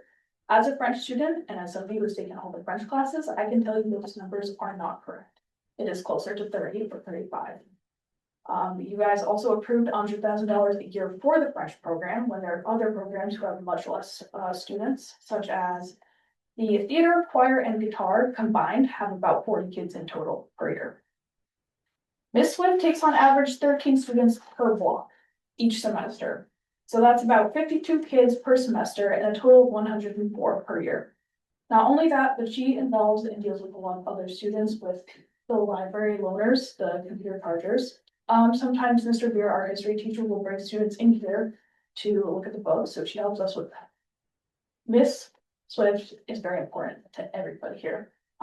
If you guys can figure out a way to somehow save her job, that'd be greatly appreciated. She's a single provider, sorry. She's a single provider for her and her daughter, and she suffered the loss from her son. She means so much to us, and I really, really appreciate it. Thank you for here. I've also noticed that it's very top heavy here.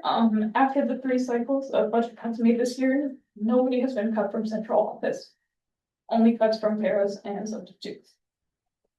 I just really care about things Swift. Everybody here does.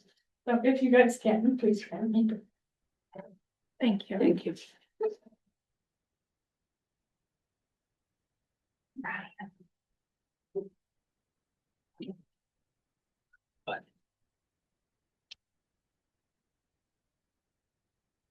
Is there anybody else who'd like to speak?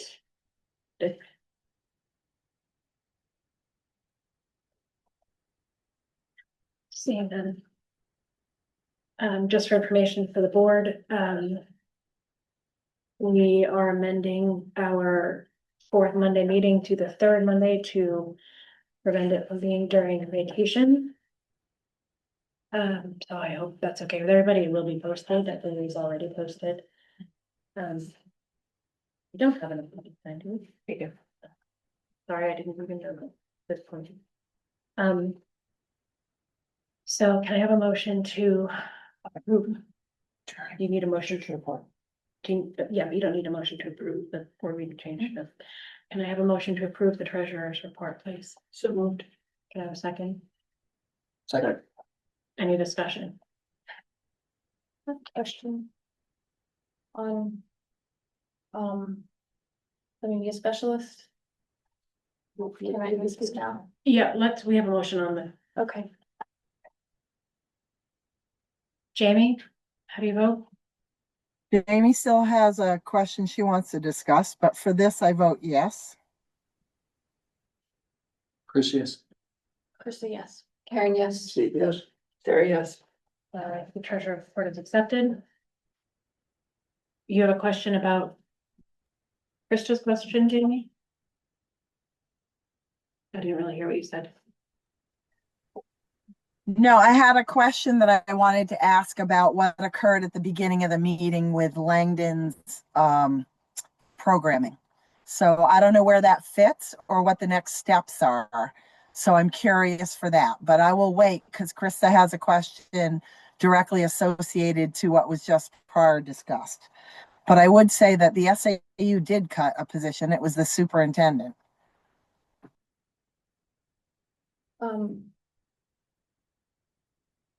Is there a way we can find out what the real numbers for French are? Because I voted no, but other people voted yes with information that wasn't correct. And we've made other decisions after that that have affected other people on information that is not correct. Can we find those numbers to see how many students really are in that program? Because that's a high price tag for 30 kids. 70. Because it is per semester. If that is the case, I'd like to get that information. I would ditto Krista's question because I'm the one that made the motion. So if the high school principal's numbers are incorrect, yeah, that is concerning. And the 35 each semester, I get it, but it would be good to know how many students we're talking about. Versus some of them, shape 1 and 2. yeah.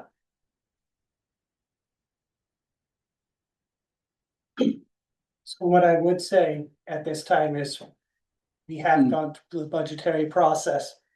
And what you voted on tonight does have the French teacher and the Spanish teacher and all the recommendations that have been discussed to date in what you just voted on. That is what's going to go out contractually to our staff. Before the April Prior- 15th, before April prior to the April 15th deadline. So this is, this can be discussed further, but at the same time, what is being offered to contracts will associate what was discussed and voted on tonight. So as we move forward, we can have those deeper discussions, but right now we are in a situation that what has been presented is what's been voted on. And we're not Thank meeting you for again. the clarification. I'd like to say one more thing. So regarding that, I kind of have some like, I don't know, it kind of makes me a little upset that we were told the incorrect information, and it also makes me pretty upset that not that people are passionate about something, but people are so passionate about something in a deliberative session, and we voted our budget up or money back into it from when we're trying to save and help taxpayers. And then the very person that stood at that podium to speak put her house up for sale the next day. So it's not her burden to bear. And I find that very disingenuous. And I mean, I get where you're coming from, but we can't operate that way. That's not fair. It's not transparent, and I don't like it. That was one person's opinion at the deliberative session. That doesn't necessarily mean it informed the decisions made. It made the budget go up. I mean, they voted it up in that room. There was a pretty significant population of people who spoke to You're that. right. It was not alone. You're right. But I feel like the head of that, and then Was not an employee at the time. I do understand that, but it just doesn't sit well. It's not good optics. You don't have control of that. I guess the numbers that were presented. Sarah's not here to speak, but what I can say is we are in the midst of the scheduling time for next year. Those numbers are preliminary, so you have to realize that you take a computer program, you plug in all this data, and it spits out a schedule that hopefully, to the best of its ability, meets the needs of the students, what they need. You may have math one period, French the next period, and sometimes we are in a situation that we can't always offer just based on the schedules and what they do provide. It's anticipated. So when you actually look at those, I believe the numbers that she presented were numbers that people had very high interest in. It matters if the schedule actually correlates to that. On top of the add drop period, you do have some fluctuation in that. It would be So- good to know what the current enrollment is though. Those have been presented for this past year. No, I mean this year. Yep, and we can get that and reiterate I that. understand it changes next year, but it would be good to know at least because those numbers are accurate. Correct. We did get less enrollment for Fall Mountain the last. That's semester, is that what they call Yeah. it? Yeah, we just don't have how many kids per class this semester. You know, how did that change? Because I'm looking at the number, they had 42 French kids enrolled. It was block one had 1, 16, 10, and 15 right there. So. And I wanna push. Hold on, Jamie's had her hand up for a while, so. I can wait if it doesn't fit with this conversation. I just want to know what our next steps are with regards to Sarah Porter, because I may want to make a motion. Did you have something else? Ron? Yeah, it's not that I'm against French, or I don't like French, or I don't think it was a great program. But when you're talking about that many students versus someone that is like interacting with an entire population of the school, it just doesn't feel right. Noted, thank you.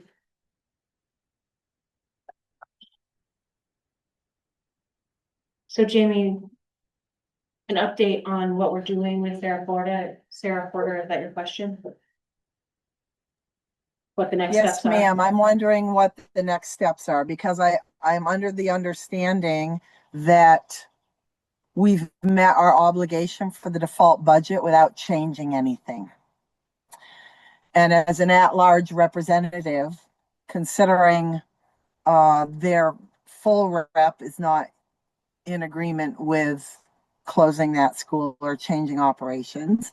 And it sounds like there's quite a few folks, parents, whatever, that are not in agreement with changing operations for a 1-year time period, assuming that we don't have the authority to make a change to that school without having a public vote. I'm curious what our next move is.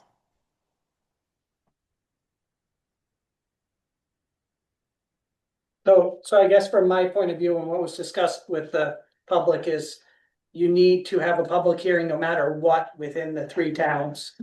Alsted, Langdon and Ackworth, because they all are associated within the same. They all have a piece to this puzzle. I think that's our next step. As you said, you are right that our default budget has been finalized and we're ready to move forward without Sarah Porter as a recommendation. It is more discussion based and feedback and engagement with the community on next steps. And depending on how fast we move on this, will depend on what it looks like in the coming year or as we move into next year's budget cycle. But right now, it's just the ongoing discussion with the communities and the public hearing. So to be very clear, we are making no changes for FY 27. I think if we go to all 3 public hearings and they say, hey, look, this is something that we value as a community and here's why, then we need to revisit it. But if what I heard from tonight, I don't know if we have enough information to be able to make that we would not be bringing forth that recommendation to you guys as a school board at this moment. Okay, thank you. That was my understanding. Follow-up question? Yes, please. Go ahead, Jamie. Sorry, follow-up question. So assuming, so I'm just gonna put my opinion out there again. I know I'm one of 7 people. My opinion would be that we do not change it for 26, 27 based on what's going on. But if we're going to do these hearings and make everybody come out and get, passionate is a good word, right? About what's going on, because I was there when we got tarred and feathered the last time. And I understand why. But I think if we're going forward with hearings, then I think we need to go forward with hearings for the right conversations, right? Which would be, is it feasible that we would want to, we meaning, Langdon residents, because I'm at large, we would want to look at closing that elementary school and looking into where the appropriate place is to send them and putting a warrant article on for the next fiscal year's vote. So that would be where my personal opinion on how to move forward would fit. If that makes sense. Thank you. I think it absolutely does. I feel like the next step is a listening session. If it's going to go through, then it's going to be because those 3 particular towns want to see it go through and nothing else. Yes, Chris, question. On somewhat of a related note, while I'm in complete support of closing up Walpole, I'm not so sure Article 18 allows that to happen. It was just amended in March of 24. It allows it to happen. It does. It says closure of any elementary school. Isn't that an elementary school? So we did reach out to legal counsel regarding this and the message back to us is there is an elementary school. There will be an elementary school within Walpole. Oh, I agree with that. I'm just saying the language says closure of any elementary school. I can send you the information. What's that? I can send you the information. Okay, that's fine. Again, I'm in complete support of closing, so I'm just making sure we're covered here. I'm not trying to bucket.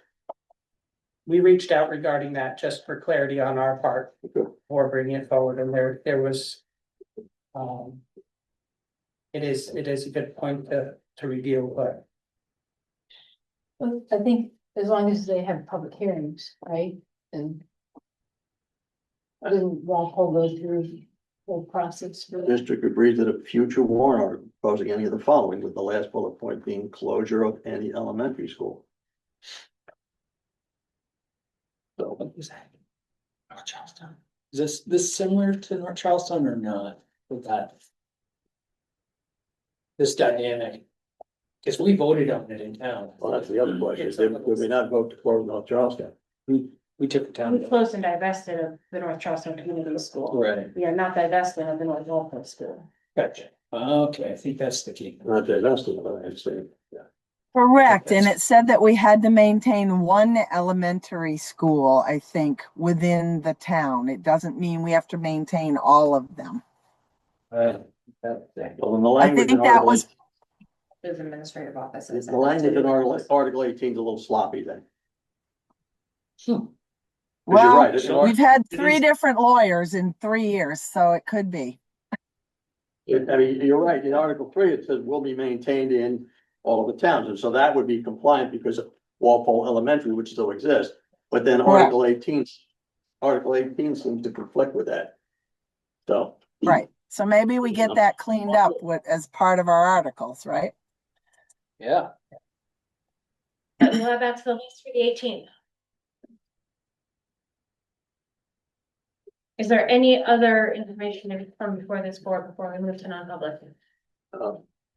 Will we get, Lori, I'm not sure when this would happen, but, will there be a method change for things like heat, electricity, et cetera, for North Walpole for the coming year? What do you mean a method change? Well, because right now, those It would be expenses, central office. it would be so, well, not a method change per se, but the things currently being paid for by Walpole to operate that building, not the labor, just the building, would move to whatever Central appropriate office. method. Consistent with whatever the methods are being used now at Langdon, so. Yes. Oh,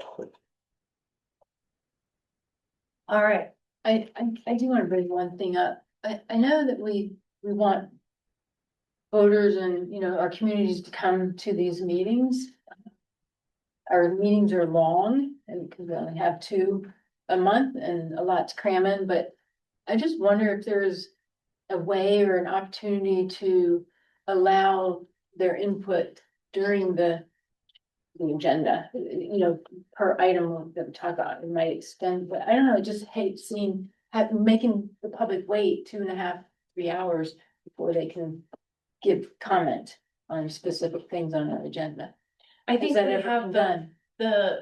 this board has been receptive to opening up public comment for things like the agenda item earlier today, so that people can give some feedback. But that's an anomaly, that typically they have to sit here and wait.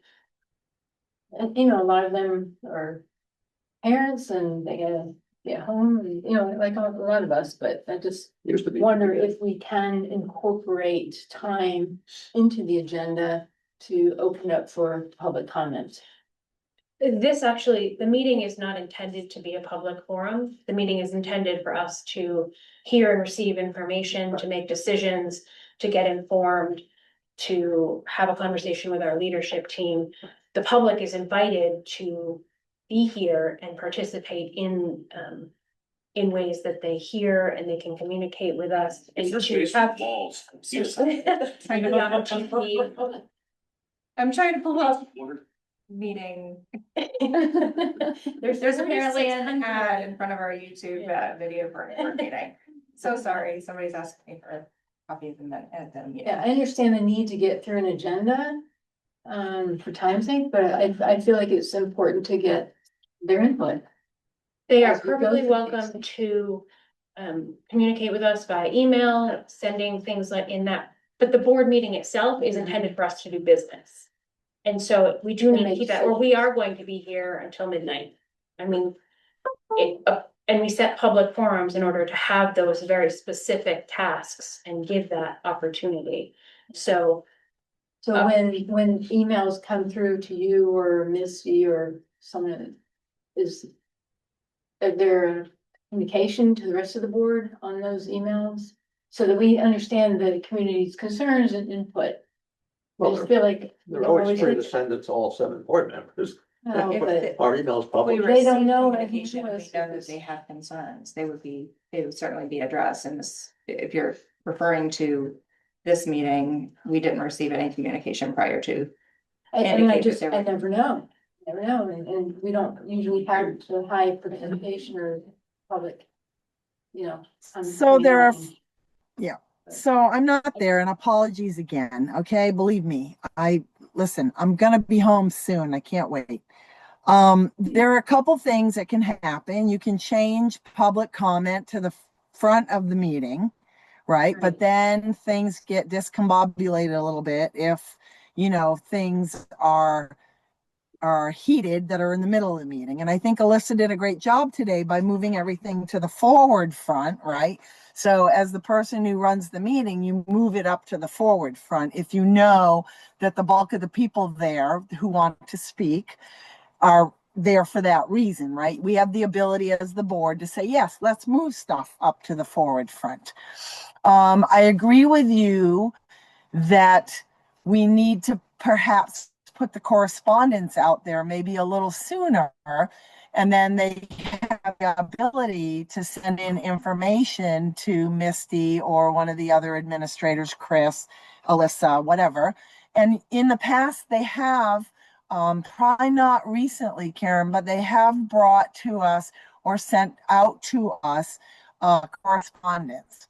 Other boards I have seen put, and I think we've done it too. I think Misty's done it. She's been there a long time, so I'm sure she has, put correspondence from, parents groups, whatever, on our agenda. So if people send in emails and they want the board to know about it, we memorialize it in the meeting by recognizing that correspondence has actually been sent in and received on a certain subject. So I think there are mechanisms in place to perhaps deal with that, and that we can roll with the flow a little bit. But I do get concerned when people come to a meeting and say, I didn't know, there was nothing out there. Well, you know what? I didn't really know either. I went to the school district calendar and it had the meeting listed under our school district calendar, which is, I think, right on the front page, and you could click on it and it had a link. So I think we need to educate maybe some of our folks a little more on how to find things. And I think it's going to be a great conversation that we can have about how we change some of our communications moving forward. Because this was one of the platforms that, and poor Misty, she's going to be like, you're a broken record. I heard this 50 million times.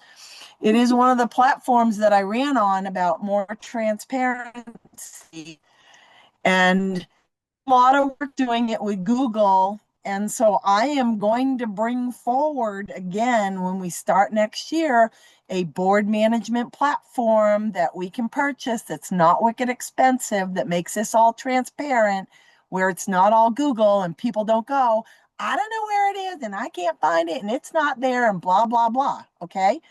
Because I'm dealing 2 different districts. We have board management software. It makes a huge difference.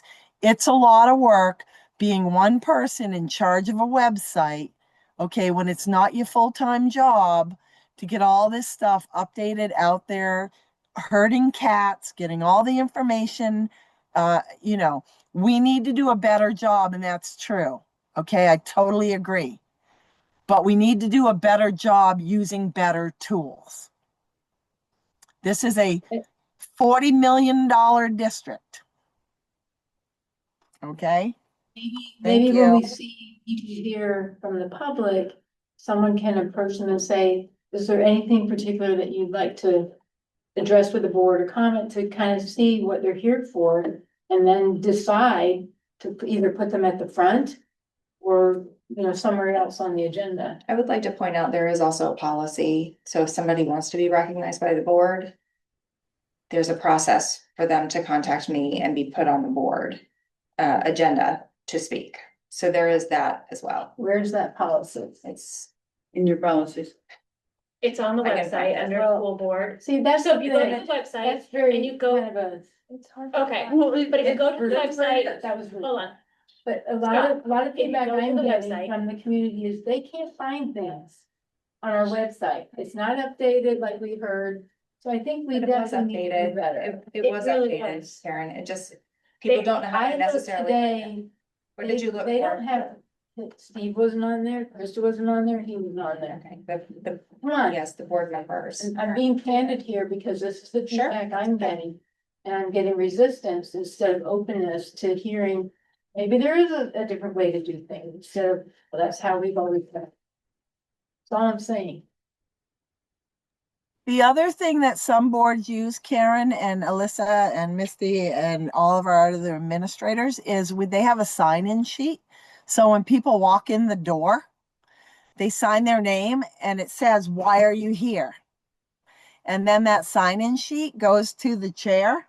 And so the chair has an idea of like why somebody's there. So that it would give you an easier opportunity, Alyssa, if you wanted to, make changes in your agenda, you wouldn't have to ask them. It might be able to just let you know, like what, not that everybody will sign it because they won't, but if it was just there, I've seen that done before too, and it can help. It can help. Be helpful.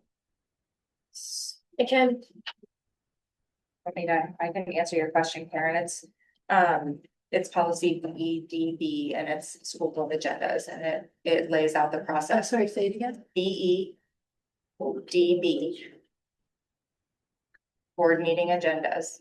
Okay. And the second paragraph, anybody who wishes to be placed on the board agenda can reach out 1 week in advance to be placed on the agenda on any subject.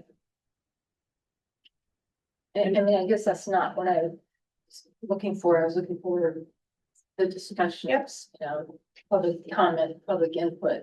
so public Just putting them comment in a is different place. typically a conversation, so where we hear from people.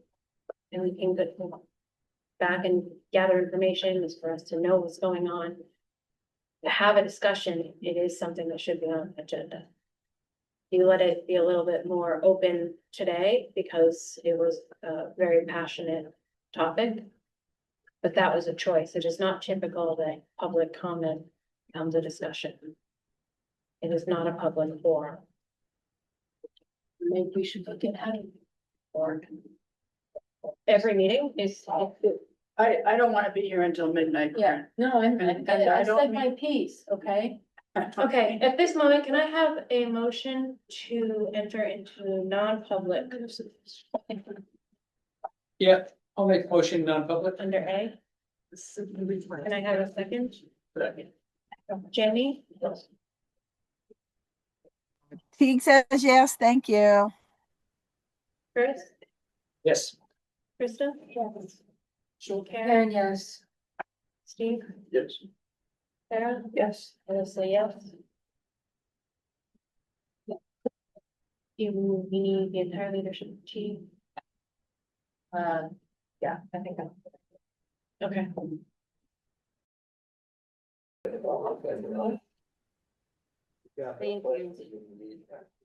Can I have a motion to adjourn, please? I move to adjourn. All right, Jamie? He's gone. Did we lose her? Yes, Yes. thank you, everybody. Yes. Yeah. Yes. Yes. Yes. Yes. Yes, thank you very much. Thank you, Brendan.